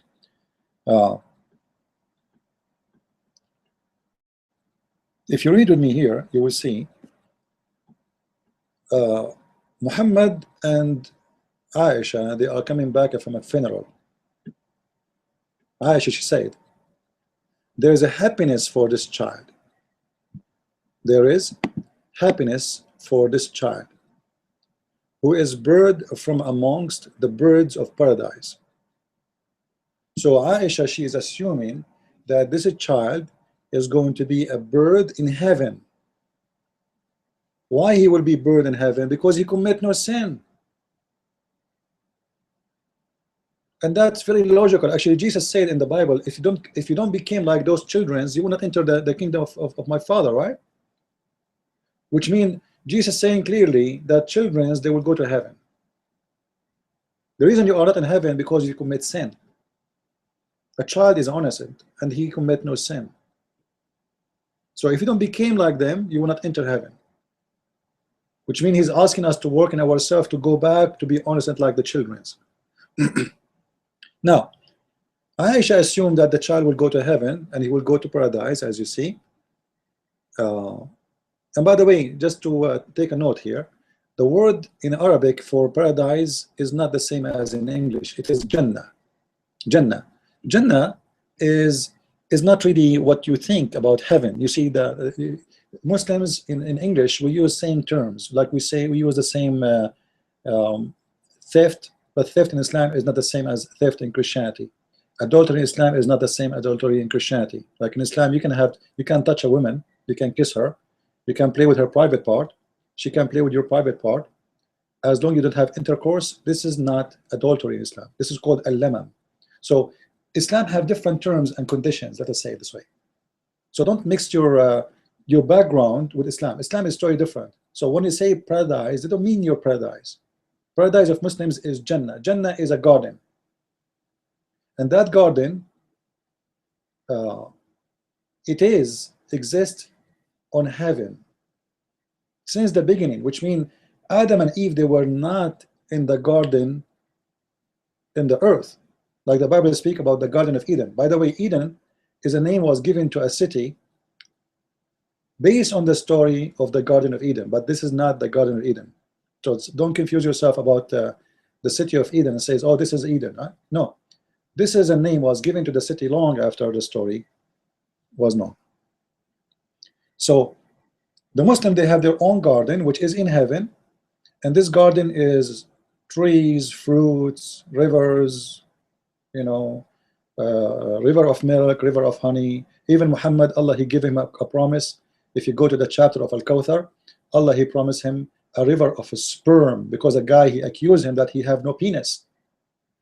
So Allah, he told him, Inna a'tainaka al-Kawthar fasalli li rabbika wanhar. All right, if you go,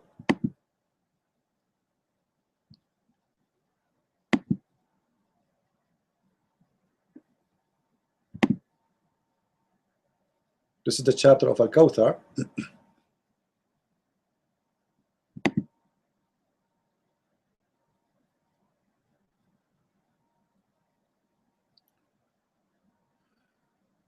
You see, it is the name of a river in the paradise.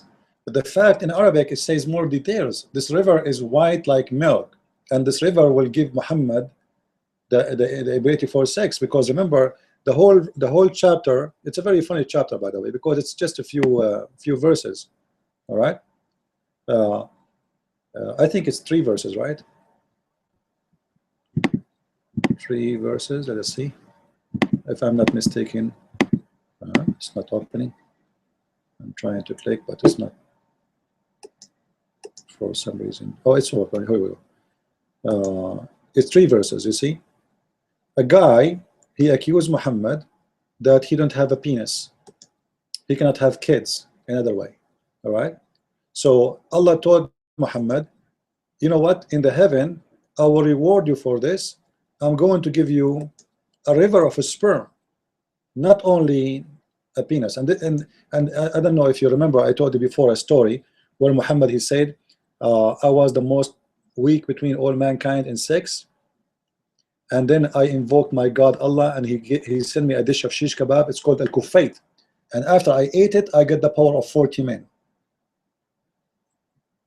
All right, and I don't know how Muhammad, he was able to count how powerful he is. Maybe they have a race, like they brought 40 men and Muhammad in the other side, and there's 40 men having sex and Muhammad alone in the other direction, and 1, 2, 3 start, and all of them start having sex, and then all of them get tired. Muhammad was able to beat all of them, and he was the winner of the prize of 40 men, 40 horse in sex. And actually proven to be, this is false. Usually those who speak too much about their power of sex is the one who have a problem with it, because they try to exaggerate in order to cover a problem they have. Like you talk about it because simply you keep thinking about your problem. It's a problem for you. This is why you talk about it. This is why Muhammad is talking about it. So obviously Muhammad is suffering from a problem. He cannot have kids. Not, by the way, Muhammad never have kids. You see, the Muslim, they say to you, Muhammad have 4 children from Khadija. He have a child from Mary the cook. This is false. None of them is his children's. None. Children of Khadija are from her first marriage. She have 2 husbands before Muhammad. This is why his daughters are almost close to his age. Then what the child of Mary the Copt, it was from her cousin, or she was accused of sleeping around. Remember, she is a slave. But Muhammad, he married all those wives. He could not make one of them pregnant, not even one. And even Aisha in the hadith, she said the Prophet used to imagine himself having sex, but in fact he never did. Now we go back to our topic, which is about the paradise.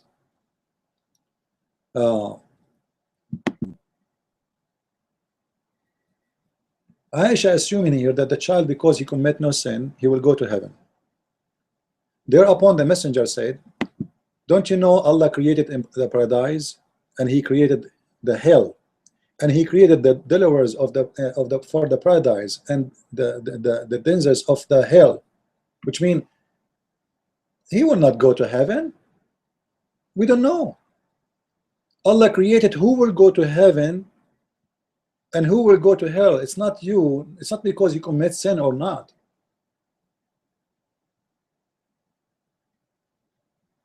I hope what I'm saying is clear, guys.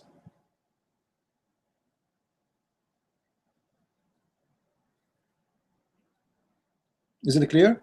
Like, if there's anyone is getting confused?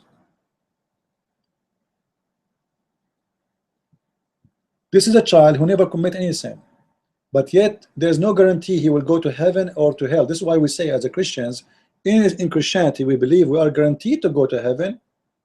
Whoever believe in me and I will live. This is what Jesus said. All right. At the same time, he said, not everyone says, Lord, Lord, will enter the kingdom of my Father, but the one who do his will. So believe, faith will bring work with it. The tree without fruits will be cut off and will be thrown in the hellfire. Islam is a very stupid religion. In the same time, I can show you tons of verses in the Quran saying the one do good deeds, Allah will reward them, etc. So how you say to me that my deed will not accomplish anything and I will go to hell anyway if it's what written for me, written before my creation?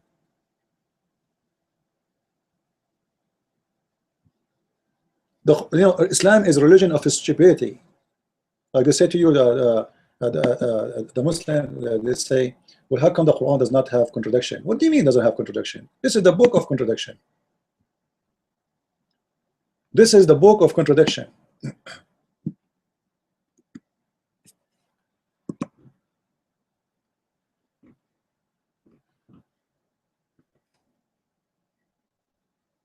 Here we go. In chapter 2, verse number 25, you can choose any translation you want.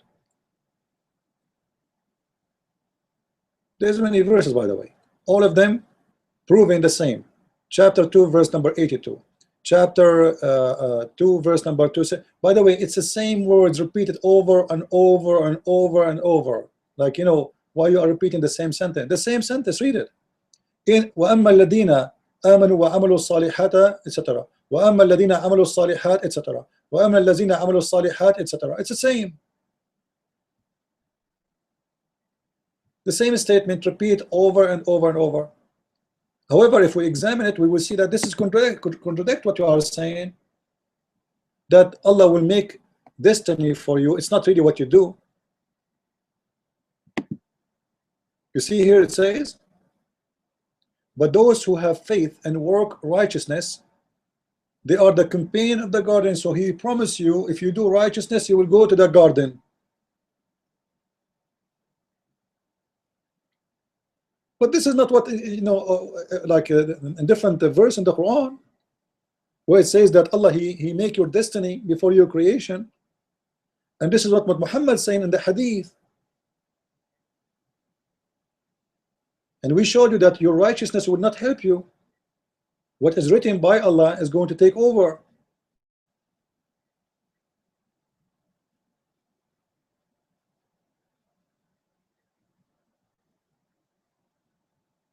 This is why we say, you know, Islam is good if you have a mental issue.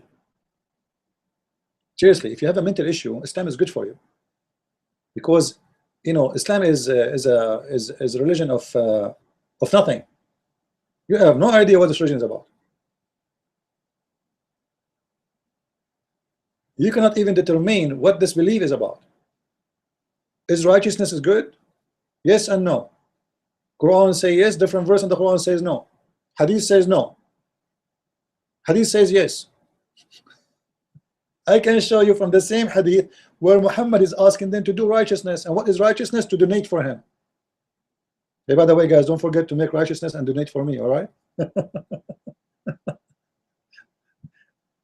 So it's a complex of madness. And there is no way you can have a brain you believe in such a garbage. And this is my challenge again for those who they are listening. If you are a Muslim and you want to make a challenge for me, please let me know. Especially if you want to debate me. All right? Now, by the way, the hadith we mentioned before, about Moses and Adam, you remember it, right?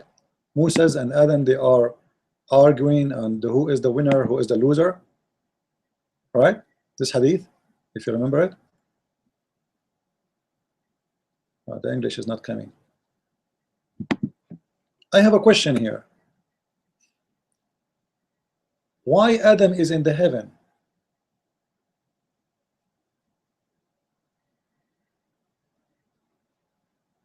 Why Adam is in the heaven? What happened to this hadith? The English is not coming.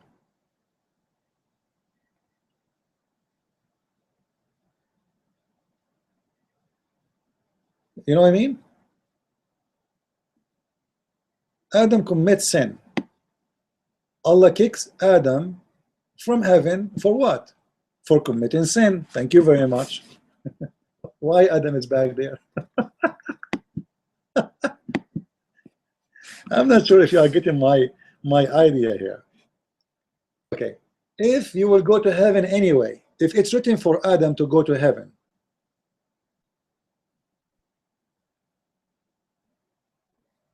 why Allah kicked Adam from heaven?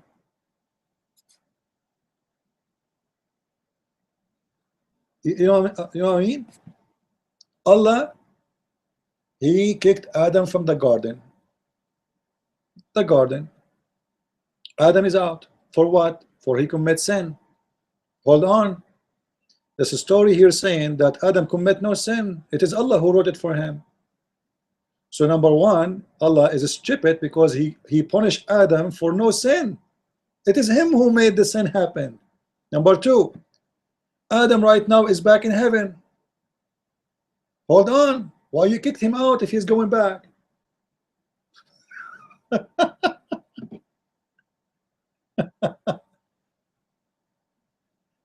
Are you getting my point, guys? Do you understand what I'm saying? Like, how would this religion work? Is Adam out? Is Adam in? He's out for what? He's in for what? He was kicked out of heaven for what? I challenge a Muslim to tell me why Adam was kicked out of heaven. If the one who wrote his sin for him is Allah, the one who gave him the destiny is Allah, why Allah kicked him out of heaven? Is your God is sick? Is he mental? There's a movie, it's called The Perfect Host. I advise everybody to watch it. The Perfect Host. That story resembles Allah and Muhammad. A guy who sees things does not exist. He writes letters to himself. He sent postcard to himself. He sent the postcard from his girlfriend, but there's no girlfriend. He is sending the postcard for himself from a girlfriend that does not exist. So here what we have, Allah, he wrote a postcard to Adam. Adam received the postcard. Adam do what is written in the postcard. And then Adam will be punished for doing what Allah told him in the postcard. So Allah sent him another postcard, saying to him, Adam, get out of heaven because you did what I told you to do in the first postcard. So Adam lost his house. And he went out of the house, which is a beautiful house. And now he have a miserable life. And Allah sent him down in Amman, in India, and Eve in Yemen. You see how, I don't know how they found each other later. According to the stories, Adam, Allah sent him first time in India. And this is actually telling me some of the roots of Islam. You know, even Adam of the Muslims is an Indian Adam. And that explains some of the way Muslims they do in the Hajj. If you go right now and compare between a priest, a Hindu priest, maybe we can search right now actually. You see, those topics are complicated. Like, you know, you start talking about something, you're in talking about many things. Let us see. We go to Google.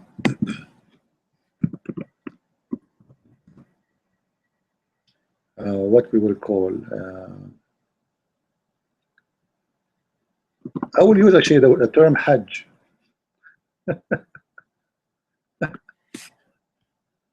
You know, if you look at the Muslims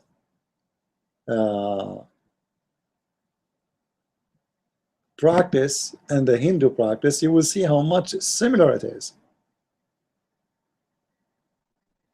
I don't know if there's any pictures here. I want to show you pictures. I'm not interested really in the article. No, there's no pictures. Okay.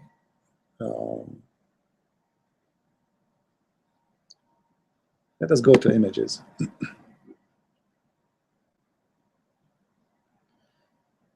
Look at this picture here. Those are Muslims. Those are Muslims. But this is exactly how the Hindu dress, especially when they do their ritual things. And when they want to go to the Hajj, actually, they have to shave their hair. Like now, they have to go zero. Like you see the one who was doing Hajj really. Depends if you are doing Umrah or so. You know, you shave your hair, you wear a sheet, you show your shoulder, and you cover exactly like even here. Let's show you. Those are the Hindus.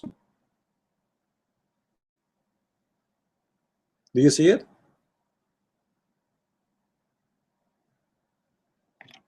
I don't know if the image is clear enough. Isn't it exactly what the Muslim dress when they go Hajj? If I do not tell you those are Hindus, they will not, you would think those are Muslims going Hajj.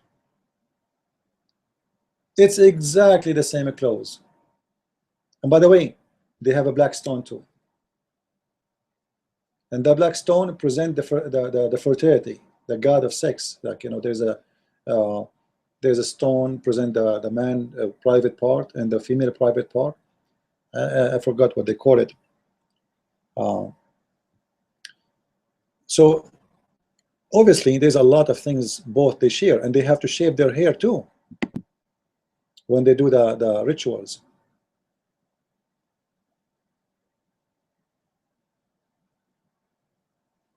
You see it? When you go to the Hajj, you have to shave. You have to shave your hair totally. You can keep your beard, but you have to shave your hair.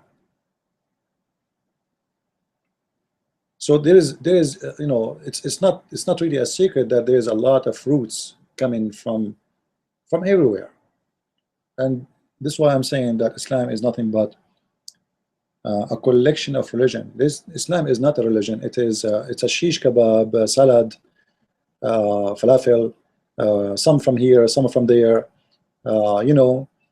From this religion, from that religion, we took from everybody something and we put it there, and then we came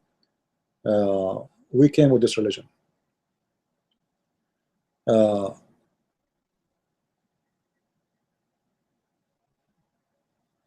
There's a lot of pictures. This is the black stone. I'm sure you know it, right?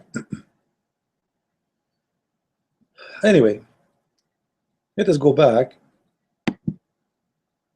and let us see if there is another question here. Anyone have a question? Says, yeah, the funny, when Muhammad, he went to the heaven, according to the story, when he went to the heaven, if you go to the story, somebody's asking me, do Adam get his his versions? Did Adam get the versions? All right. When Muhammad, he went to the heaven, there is something missing there. You see, Muhammad, he told his people that when you go to heaven, you will get the virgins, right? But when Muhammad, he went to the heaven, he did not see any women. There's no virgins, because Muhammad, remember, he went already. Let me show you there is a funny story actually in the hadith. I'm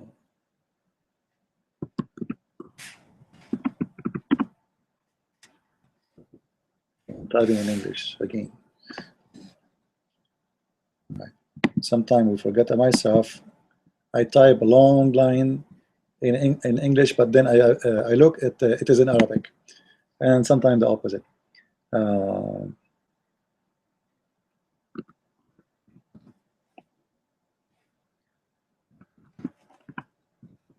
Let us see.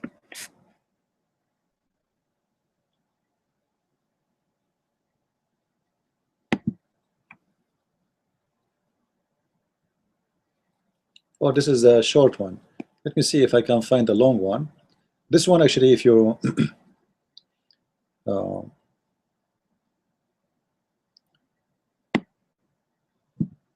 let us see. I want to find the long hadith. This is a short one. It's the same story, but this is like very short.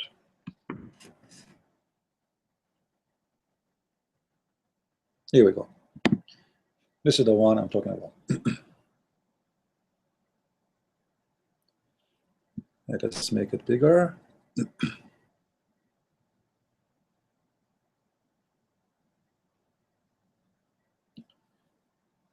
This is a story supposedly Muhammad reporting.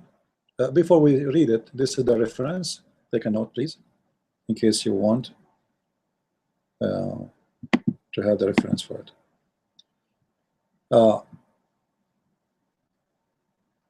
Muhammad, remember, Muhammad was he was the first prophet ever in the history who have a plastic surgery.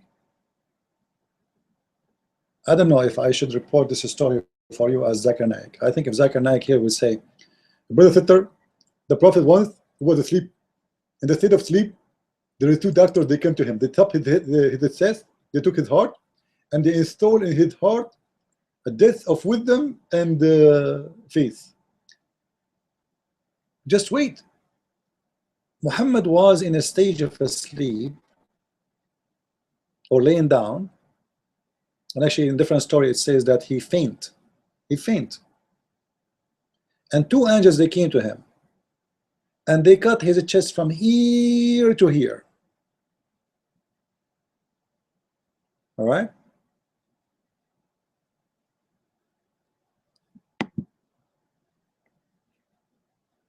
Two person, they came to Muhammad and they have a golden tray, and this golden tray containing the water of Zamzam.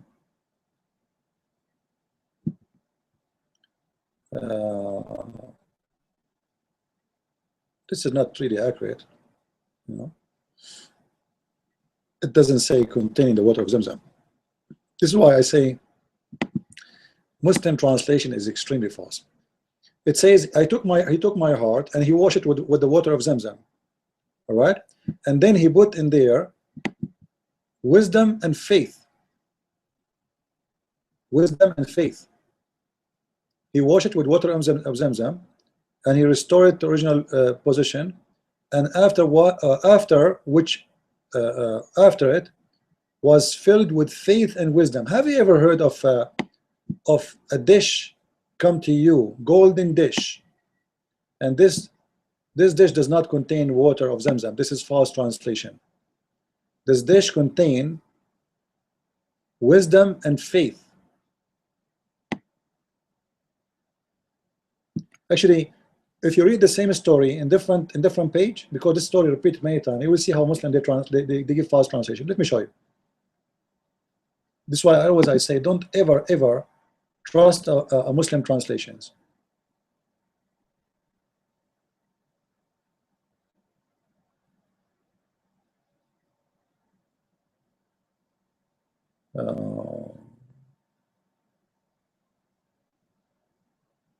Here we go. Look how the story translation here changed. Come on, I'm trying to zoom in. All right.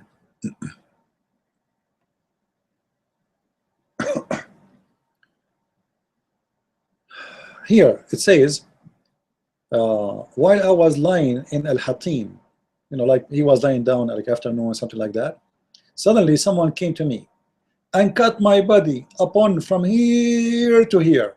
Like Muhammad reporting a story as if it is like something happen every day.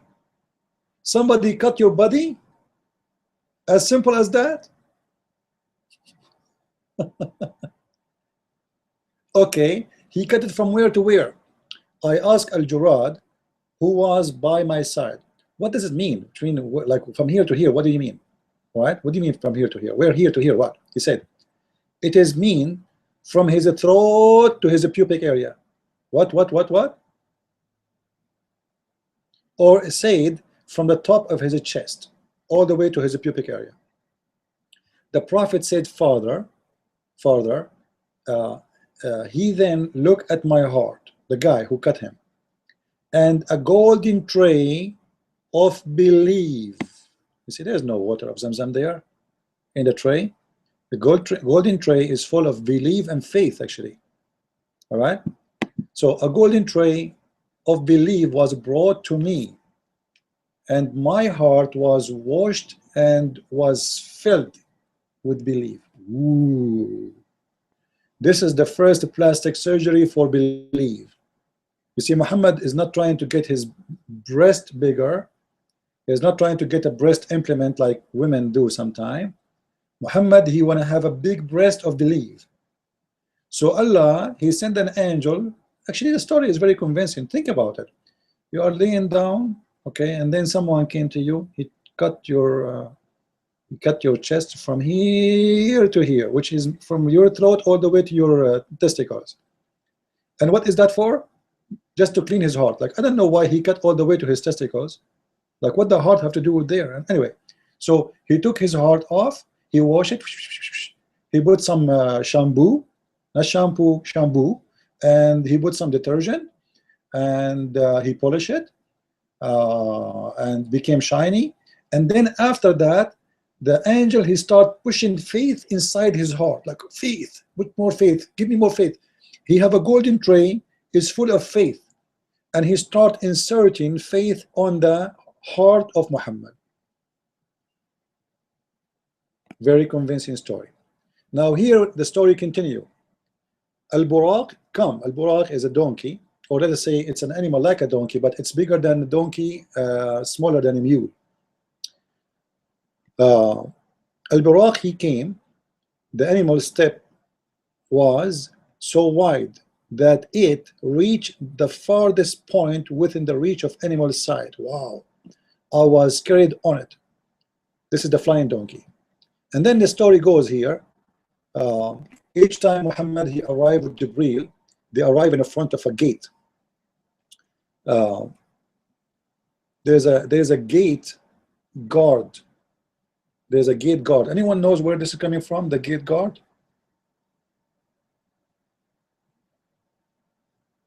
Anyone knows? I'm looking at the comments to see.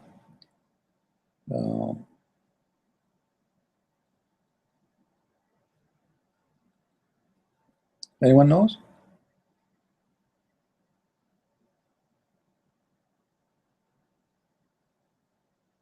I advise you, there's a book, it's called the Book of Enoch.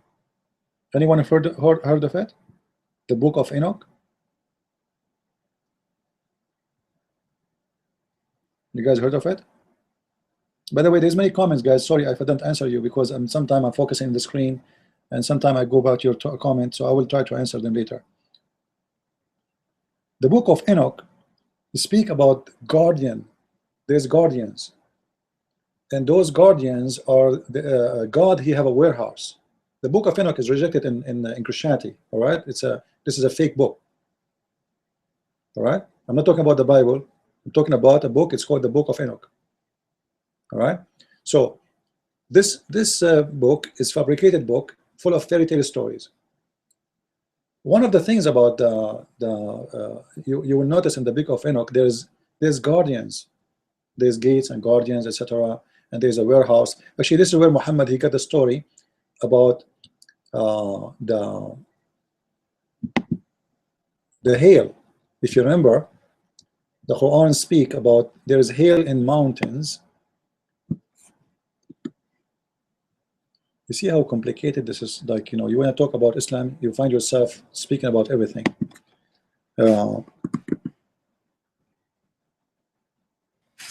There is hail which is located in mountains.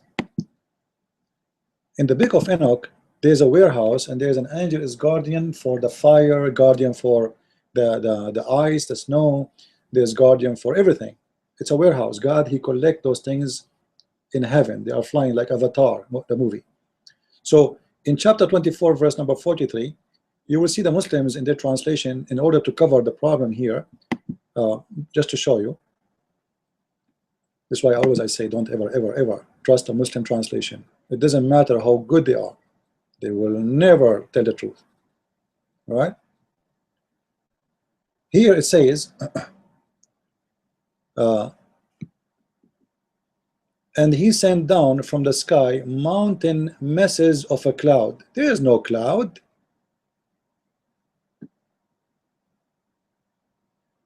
Wherein he is hail. You see how they false fiction the translation?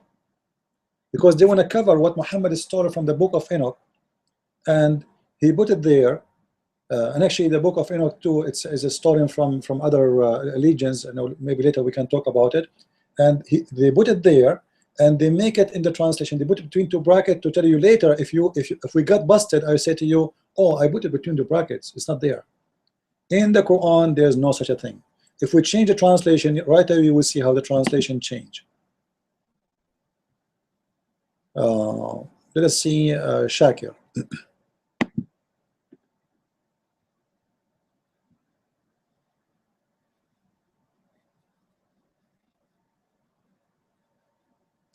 Look what Shakir do, the other liar. And he sent down of the cloud that are like mountains. What a cloud? What like mountains? Where is hail? You see? So now they try to make you believe that the Quran is speaking about a cloud who look like mountains. It's a like a expression term, and hail come from there. Until now, scientifically, there's no problem. But the Quran doesn't say that.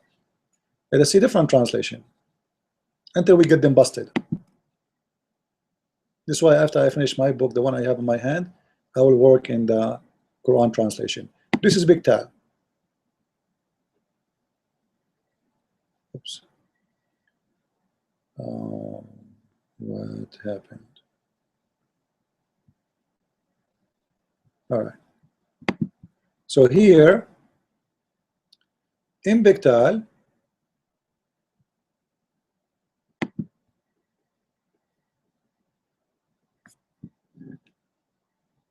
he sent down from heaven, from the heaven, mountains where is hail. You see how the translation changed? Uh-oh. This guy, he did not notice that this would be a problem. So somehow he was honest in the translation. The Quran said, so he sent down from heaven mountains where is hail. So there's actually, the translation should be this way. He sent down hail from mountain in it. He sent down hail from mountains, which means the hail is coming from what? From mountains. There's mountains of hail, of ice, snow. Allah break it and submit his hail on those who he don't like. But here you notice how the translation changed upside down. You cannot trust a Muslim translation ever. They are not people of honesty, and they will do anything. Look at this here. And he sent down from the sky hail like mountains, and then he add, or they are in the heaven mountains of hail. Like, come on, is it this or that? The fact it's mountain in heaven where hail in it. It's a mountains of hail. So what I'm trying to say to you, that most of the stories Muhammad he come with is not his own stories. So here he arrived in the front of the gate of the heaven. Each time he stopped in the front of the gate, the angel he asked him,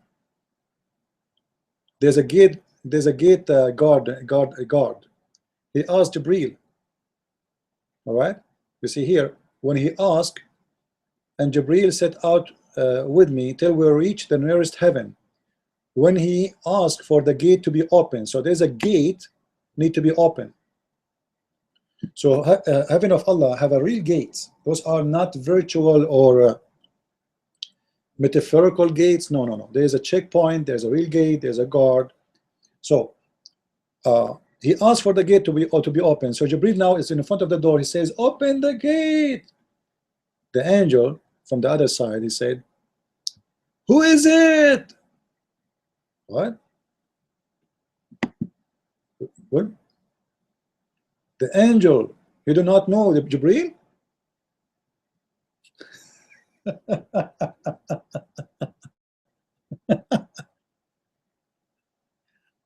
Guys, you need to focus with me.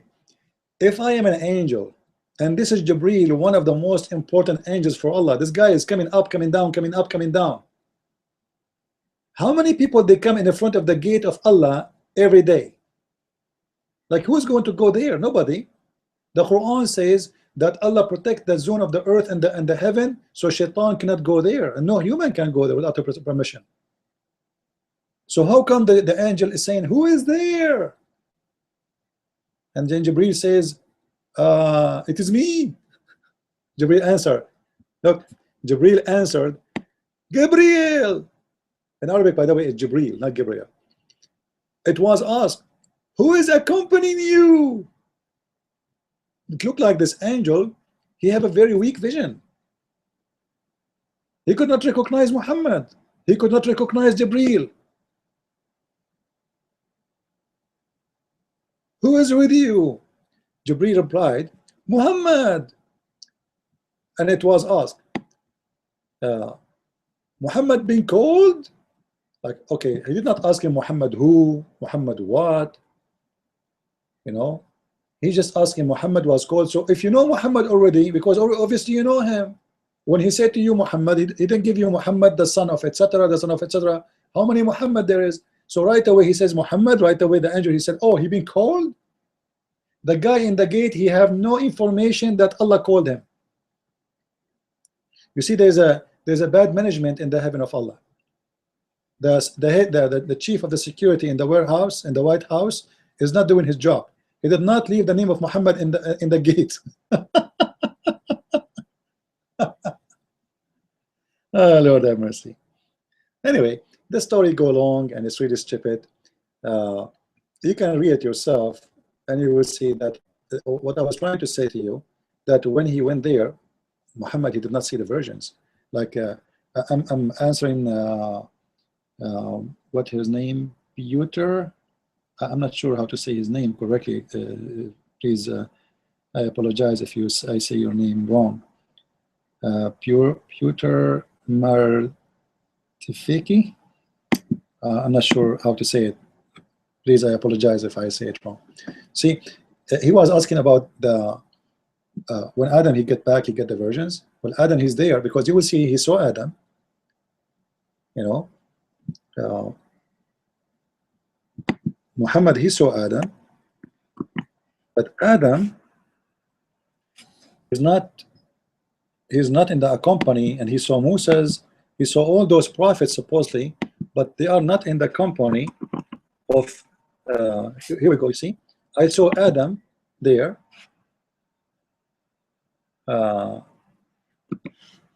And you see there's no women around, there's no virgins. He saw Moses, there's no virgins. He saw Jesus, there's no virgins. But yet he promised us that when we go to heaven the virgins will be waiting. So maybe Adam did not get any virgins, and maybe Isa did not get any virgin, and even Yahya, John the Baptist, he got no virgins.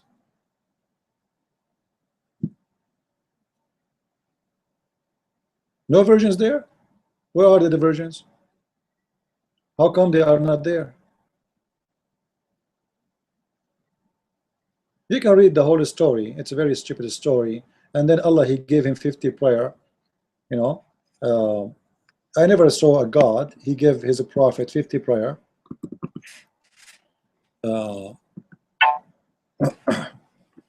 50 prayer, right? Allah gave him 50 prayer a day. And then when Muhammad he leave the seven heaven, he saw Adam, Moses waiting for him. So Moses says to him, "Oh Habibi Muhammad, what happened, Habibi?" So Moses he said to him, "Tell me, Muhammad, what happened?" So Moses get the answer from Muhammad. He told him, "Allah gave me 50 prayer. He's happy, Muhammad, 50 prayer." So Moses turned to him, Muhammad, are you an idiot? How you can pray 50 prayer? How you can handle 50 prayer? Which means Allah is stupid, Muhammad is stupid, Moses the Jew is smart. He noticed that this is impossible. So he told him, go back and ask Allah for discount. So Muhammad he went again, and Allah gave him more discounts from the 50 prayer. It became 5 prayer, from 50 to 5. Isn't it amazing? Muhammad really is good. Actually, Moses is good. If not Moses, the Muslims right now, they will be praying 50 prayer. It is Musa the Jew who made the Muslims pray 5 prayer today. Allah gave him discount from 50 to 5. Isn't it amazing?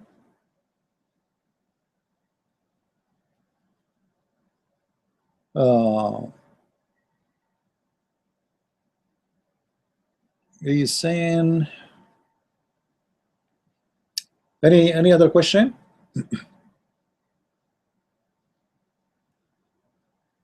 Feel free, by the way, to ask questions. If you have anything you don't understand, I will be happy to answer you. no problem, right? So here actually, you know, this is why I say always the best way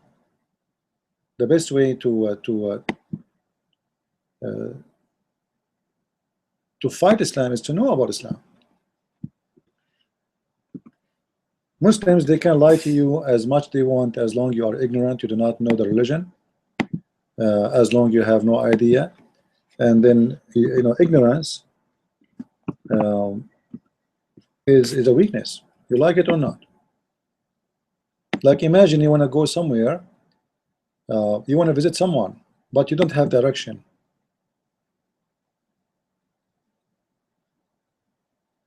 So because you are ignorant about the direction, you will be lost, and you will not be able to find your way. So ignorance is a big problem, you know, mankind they have. And Muslims, they take advantage of your ignorance. You don't speak Arabic, you do not know much about Islam, you do not know how to answer, so they can lie to you because you do not know. I'm looking here in the side, the same question actually. He asking me, I was looking where it says Muhammad was killed or die. This is can be found in chapter 3 verse number 144. Allah says Muhammad will die or will be killed, but I cannot find the reference. All right, I don't know if you hear me. If you hear me, let me know please. All right, so this is can be found. You can go to chapter 3 verse number 144. It says وَمَا مُحَمَّدْ إِلَّا رَسُولٌ قَدْ خَلَتْ مِنْ قَبْلِهِ. Actually this verse alone is a proof of problem. Like even we don't, it's not our topic right now, but we can show you something here about it. About chapter 3 verse number 44.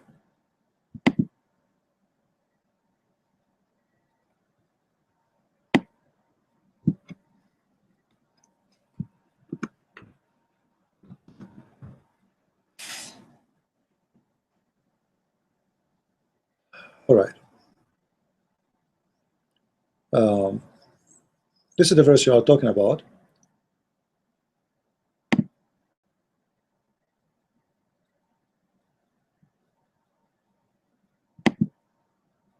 And look at the false translation of the Muslims. The reason they give false translations because if the translator is smart, you know that this verse will cause a problem. Muhammad is no more than a messenger. Many were the messengers that passed away before him. The word many is not exist. What the Quran says, قَدْ خَلَتْ مِنْ قَبْلُهُ الرُّسُلُ, which means all messengers before him, they pass away. If we change the translation, you will find right away how we can prove that the deception. All right, let us see. Let us go to Shakir.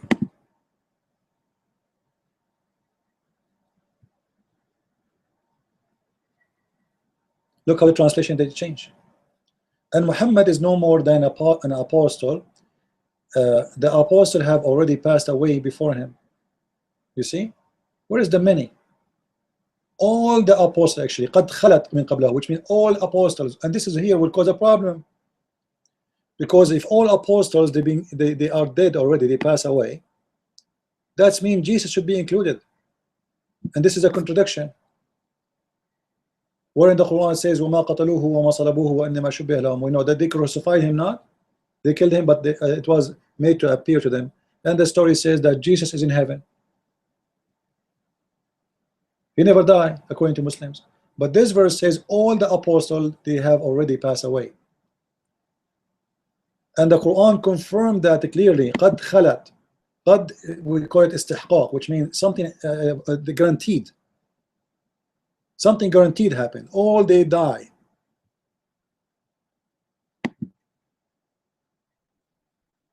But Muslim translation cannot be honest.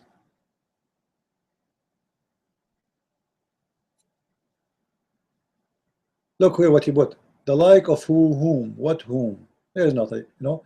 Messengers have passed away before him. What messengers? All the messengers, they pass away. And here you will notice that Allah, He said that if he die or slain, you leave him. Why Allah, He says if he die or he's slain? Because Muhammad, he is not sure he will die normal death or he will be killed.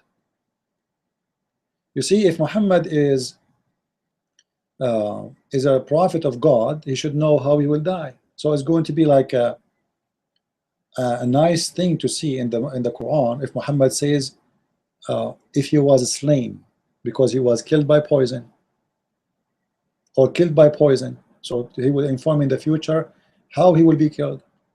But the Quran, because the Quran maker was not sure how Muhammad will die. All right, I hope I answer your question. Any other question?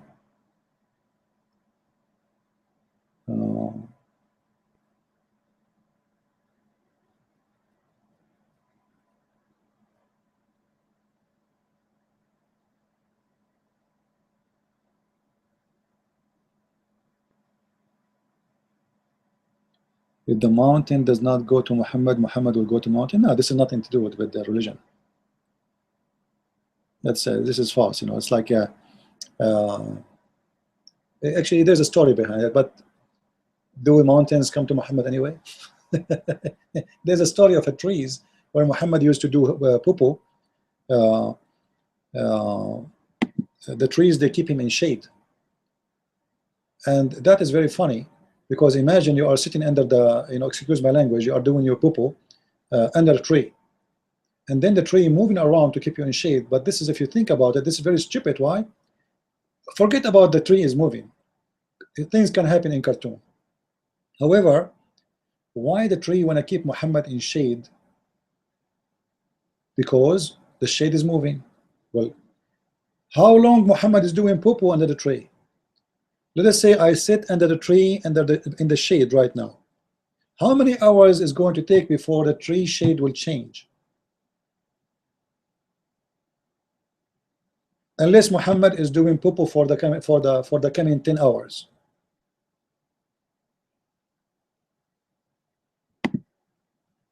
You know what I mean? Any other question?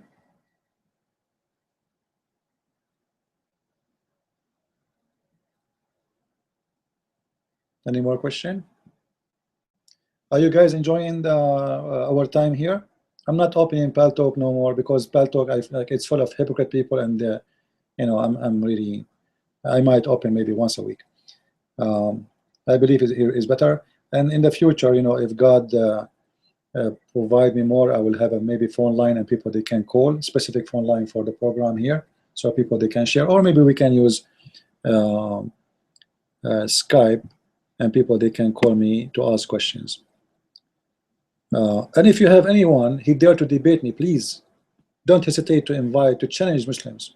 If anyone you think he's a scholar, don't bring me kids. Don't bring me someone, with my respect to everybody, if you are young, but it's not good for me to debate someone who's 19, 20, because there's no point.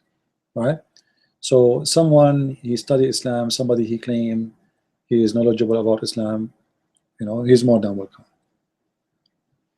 What about Usama Dagduk translation? I did not read all of Usama translation, so really I cannot really judge, but I am assuming that it must be good. But how perfect it is, I don't know.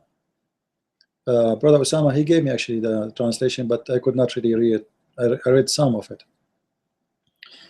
In the beginning I was trying to use his translation for my first book, but then I found that my translation will be even better for me, more comfortable, because my Arabic, I believe it's very, very good, will give me ability to make better translation. So, but I don't know, you can check, like you can go right now, if you have Usama Dagduk translation, go to this verse 144 and tell me what it says there. If it says the same as what Muslim says, it means he's wrong. You see, I don't take a side because he's my brother in Christ and he's a closer friend of mine. If he's wrong, he's wrong. So we mentioned many verses until now. and we mention many false translation about them. Compare if you have the book. All right. What do you do? Wrote search. I'm not sure what do you mean, Piotr. What do you mean you wrote search? You wrote and search. I'm not sure what you mean.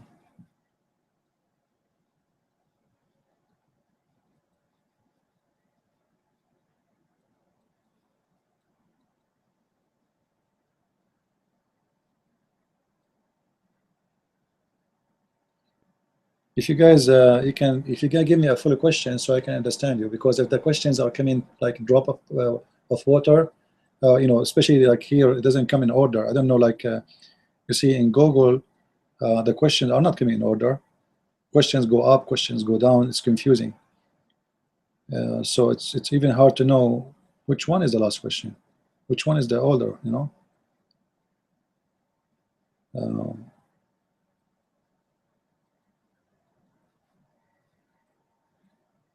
I keep scrolling up and down to find out where is the questions.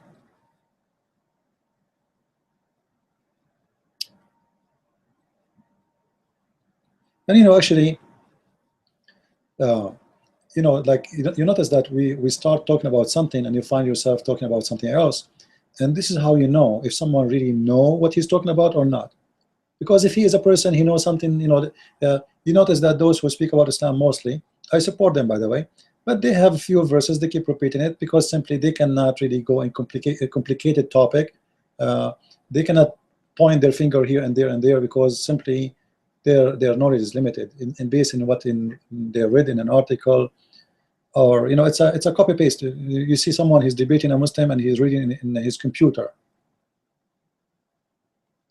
And that means you do not know really much. You are just reading what is written there.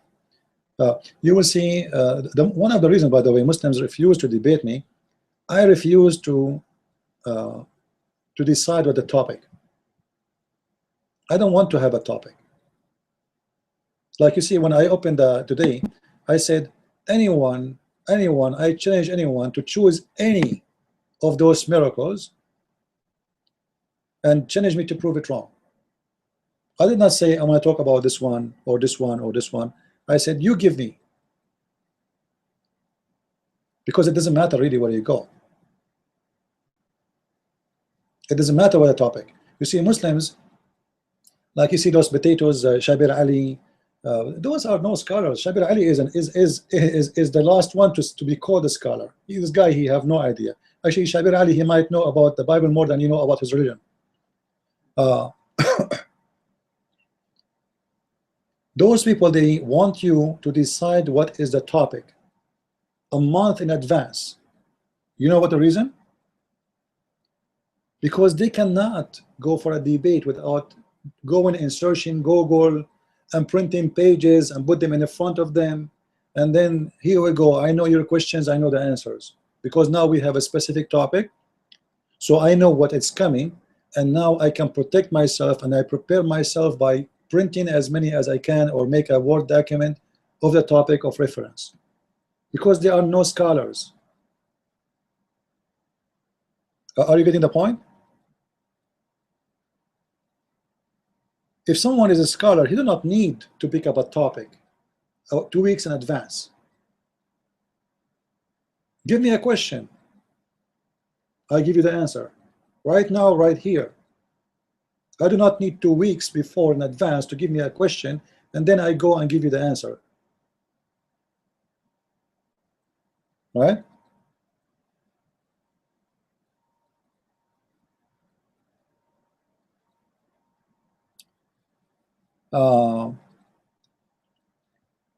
And this is why actually I don't like those kind of debate they do, like in ABN.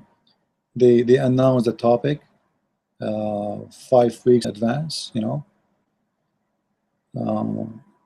Olive trees on Mount Sinai, error in the Quran, a rebuttal to Sam Shamoun by Bassam Zawadi. Bassam Zawadi is a kid. Those are kids. Those are not, you know. And actually they ask what his name, Answering Islam to take off their articles from his website? They are asking him because it's full of errors. But Osama Abdullah, he refused. Why? Because Osama Abdullah, he want them there because that will generate a lot of visitors. The more articles you have in your website, the more text will appear in Google, the more people will come, even though it's full of mistakes. So those who wrote those articles themselves, they deny it. They don't want it no more. All right? So there is no need to refute it, actually. However, any of those names dare to come here and say, I want to debate you? Like I hear Muslims challenging me in the internet, but I don't see them. I'm here. I used to open my room almost every day for 10 hours, 12 hours. Not even one Muslim show up. Where are they? They post in this website and that website, I want to debate a Christian Prince. I challenge to Christian Prince, but they never show up. They don't know where to find me. Yeah. Anyway, speaking about Turu Sina, the one you mentioned, what's your name? Why? You guys, you choose hard names for me to pronounce. All right.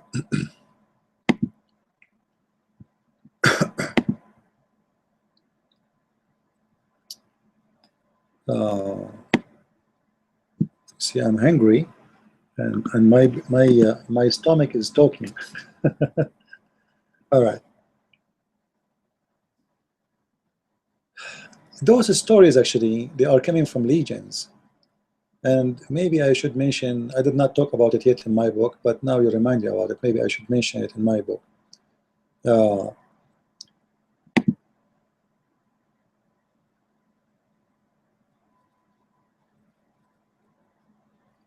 One of the things about the Quran,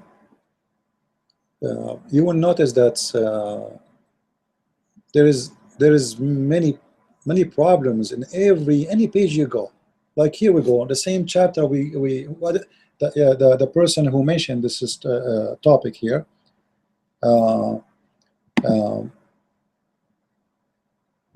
He just mentioned it, and then we open the verses, and then we will right away will find the mistakes. The whole chapter is a joke. The whole chapter is a joke.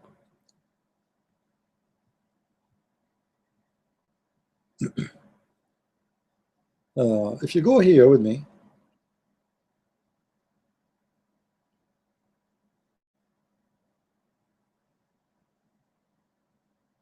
in the same chapter, chapter number 23, verse number 14. This chapter is speaking the same topic we mentioned before about how Allah, He created the sperm into a clot, a congealed blood, and then became a flesh, and then the flesh became bones, and then we covered the bones with the flesh. And then at the end it says, فَتَبَارَكَ اللَّهُ أَحْسَنُ الْخَالِقِينَ. فَتَبَارَكَ اللَّهُ أَحْسَنُ الْخَالِقِينَ. Like, I know you want to talk about the Sinai thing, but why Muslims don't see the whole story there? Because all of it need big articles. The Quran here have mistakes about the creation, the sperm, the blood growing and became a baby, and then became a bones, and then we cover it with the flesh, and then Allah, He says He is the best of the creators. Can the Muslim says to me, who is the creators? They will say to you, look how the answer will be. They will say, well, you know what? Who is the one who created Microsoft? Who is the one who created iPhone? This is not a creation. Hypocrite Muslims. In religion, a new Quran is stating clearly what the creation Allah is talking about. Creation is creating a human being, creating a living creature. I don't know what happened. My screen disappeared. Hold on. All right.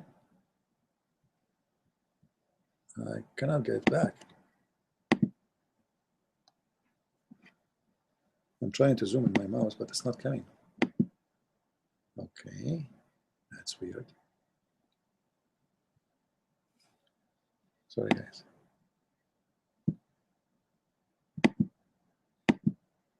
What's happening here? Come on.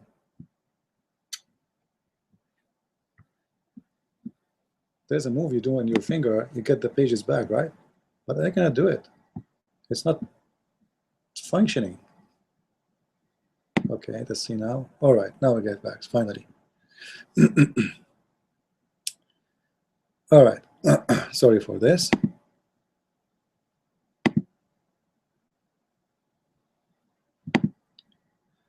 We go back to the page.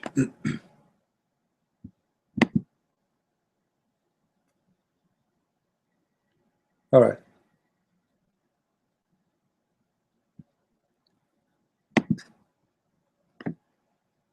Come on. No, it's not okay. For some reason, it's giving me a hard time. And when we made the sperm into a clot of congealed blood, you know, all of us, we know that dead blood will never grow, and the sperm never transfer. We spoke about this already.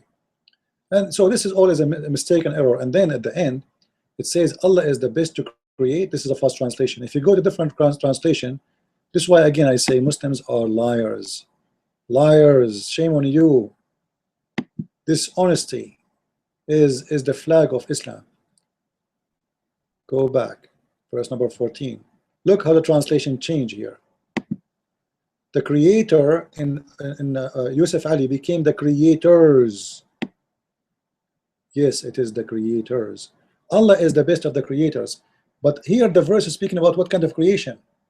Speaking about the creation of a human being, flesh, blood, living creatures. When Allah He says, I am the best of the creator, that is an idea was accepted by the pagans before Islam and during Islam, because they believe that Allah is not the only creator. There's many creators, but Allah is the best. So Allah here is in competition. My creation and your creation. And all of us, we know the story where Jesus, He created from the mother bird. So if you go and read the story, all of it, including the story of Sinai, you will see that there is no connection here. And the topic is really, actually read every verse and connect it to the verse after. You will find no reason for the verse to be there.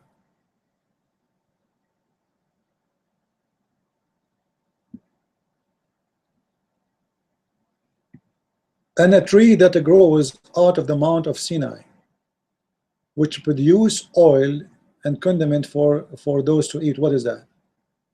Seriously, what is that? We caused to grow a garden, a palm tree, grapes for you.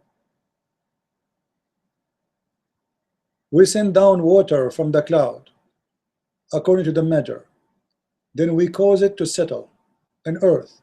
And most shortly, actually this is false, you know, because as we said, the cloud is not the one sending the rain, really. I mean, the water is coming from the ocean. It's not the rain who caused the water, it is the ocean. The ocean is already exist. The ocean is causing steam. The steam became a cloud. The cloud come as rain. So you will not find any connection between this verse and this verse and this verse, because what this has to do with this, and what is before it and what after it.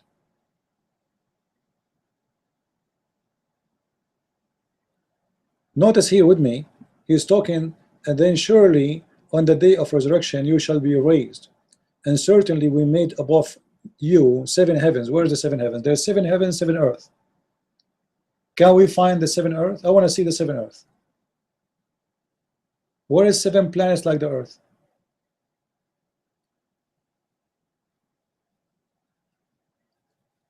So if you read it, you will believe here that this is talking about what? Talking about the heaven. So what the tree of Sinai have to do with the heaven? You see here, you will raise in the day of resurrection, right? You surely in the day of resurrection you shall be raised, and certainly we made above you 7 heaven. So what he's counting here supposedly it's about what above. So what do you mean the Mount of Sinai?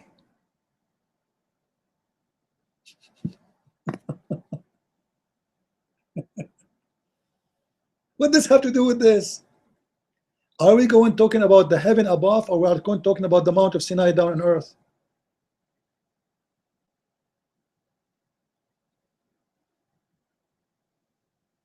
Do we have cattle in the heaven, or we have cattle in the earth?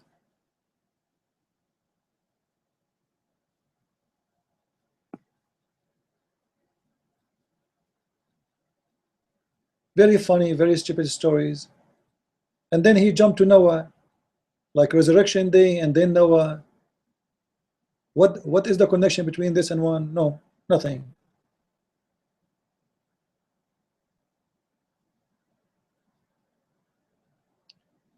Anyway,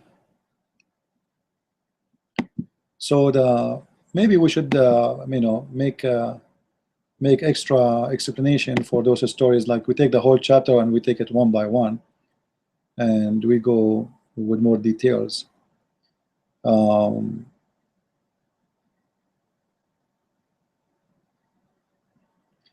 Maybe today, guys, we have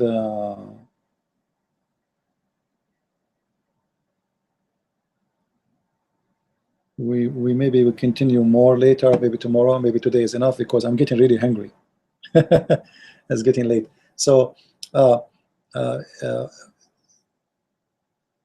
obviously Muslims cannot debate us, and that for a reason, and the reason is so clear, that simply they cannot make it.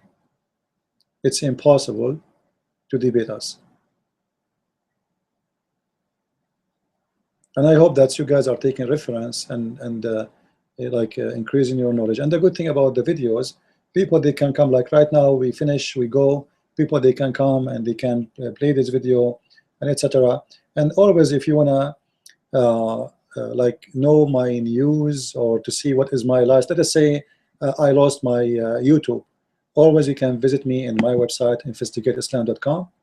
all right, and you can subscribe to our page here. Don't forget to do that. We have not much a number actually, because not many of you are I don't keep talking about it. This is why maybe not many of you knows. You can subscribe to Facebook, and here actually you will find out what is my live accounts of Facebook, I mean of YouTube. So by clicking at each article here, you will see I have my video posted. So from there you can go to YouTube channel and you will find out what is my new YouTube, in case I lost ever my YouTube. All right, because you know Muslims keep flagging my videos, etc. And at the same time, if you guys like to donate for us, there's an option for donation. Right now we have, I believe, 25 people. They are oh, we have 26. That's good. Like, thank you very much for those who they are helping. You know, when I started doing the donation, I know from the beginning that many they will help, and I'm not really too much upset about it, because it's not about the money. It's about only 26 Christians that really care for what we do. I saw in the same website here, 2 children, they want to go around the world and they are asking for donation for 32,000, and they got almost all of it. So a woman, she want to teach how to cut the plant, how to make a cake, and they got donation. But we are the one who do serious work, dangerous work. We write books, we make videos, and then when we ask the Christians to help, then only we get 26 people. Like now, now it's 26 actually. However, I appreciate each one of them. The point for me is, if you want to help, you can donate $1 only. So it's not really about money. But it's not really nice to see from all those Christians we have only 26. So I wished we have 578 supporters. Each one of them is donating $1. $1. Because that will make me believe there's 578 people behind me. But sadly, Christians, they like things for free, because Jesus was for free, right? Jesus died for us for free, crucified for free. He will do everything for us for free, everything for free. We love free things. But this is not true. Everything, nothing is for free. Nothing is for free. Even going to heaven will not be for free. If you are not willing to do what you need to do for your faith, I'm not talking about money now, I'm talking about donation. I'm talking about work we do. If you believe in Christ, you work for Him, and that is your investment. It's not the donation. You work for Him. You need to work hard to bring people to Christ. How many people one day the Lord will ask me, will ask you, how many people you were able to bring to me? Christians or Muslim, doesn't matter. Or from your family.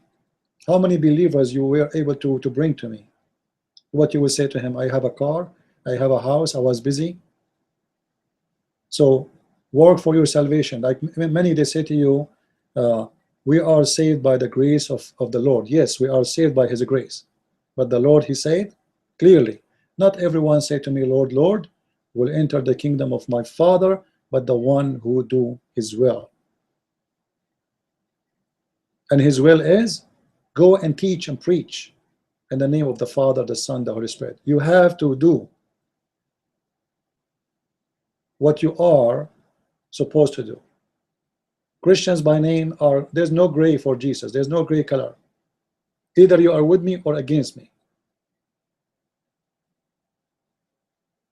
So let us work together. Let us do better. Let us spread the news. Let us teach everybody. Let us share knowledge. Share my videos. Share my website. I do everything in my hand I can. But I hope you guys, you will do your part too. So I want to say thank you for being here. I start losing my voice. And by the way, I notice always when we talk about donation, the number of viewer drop down.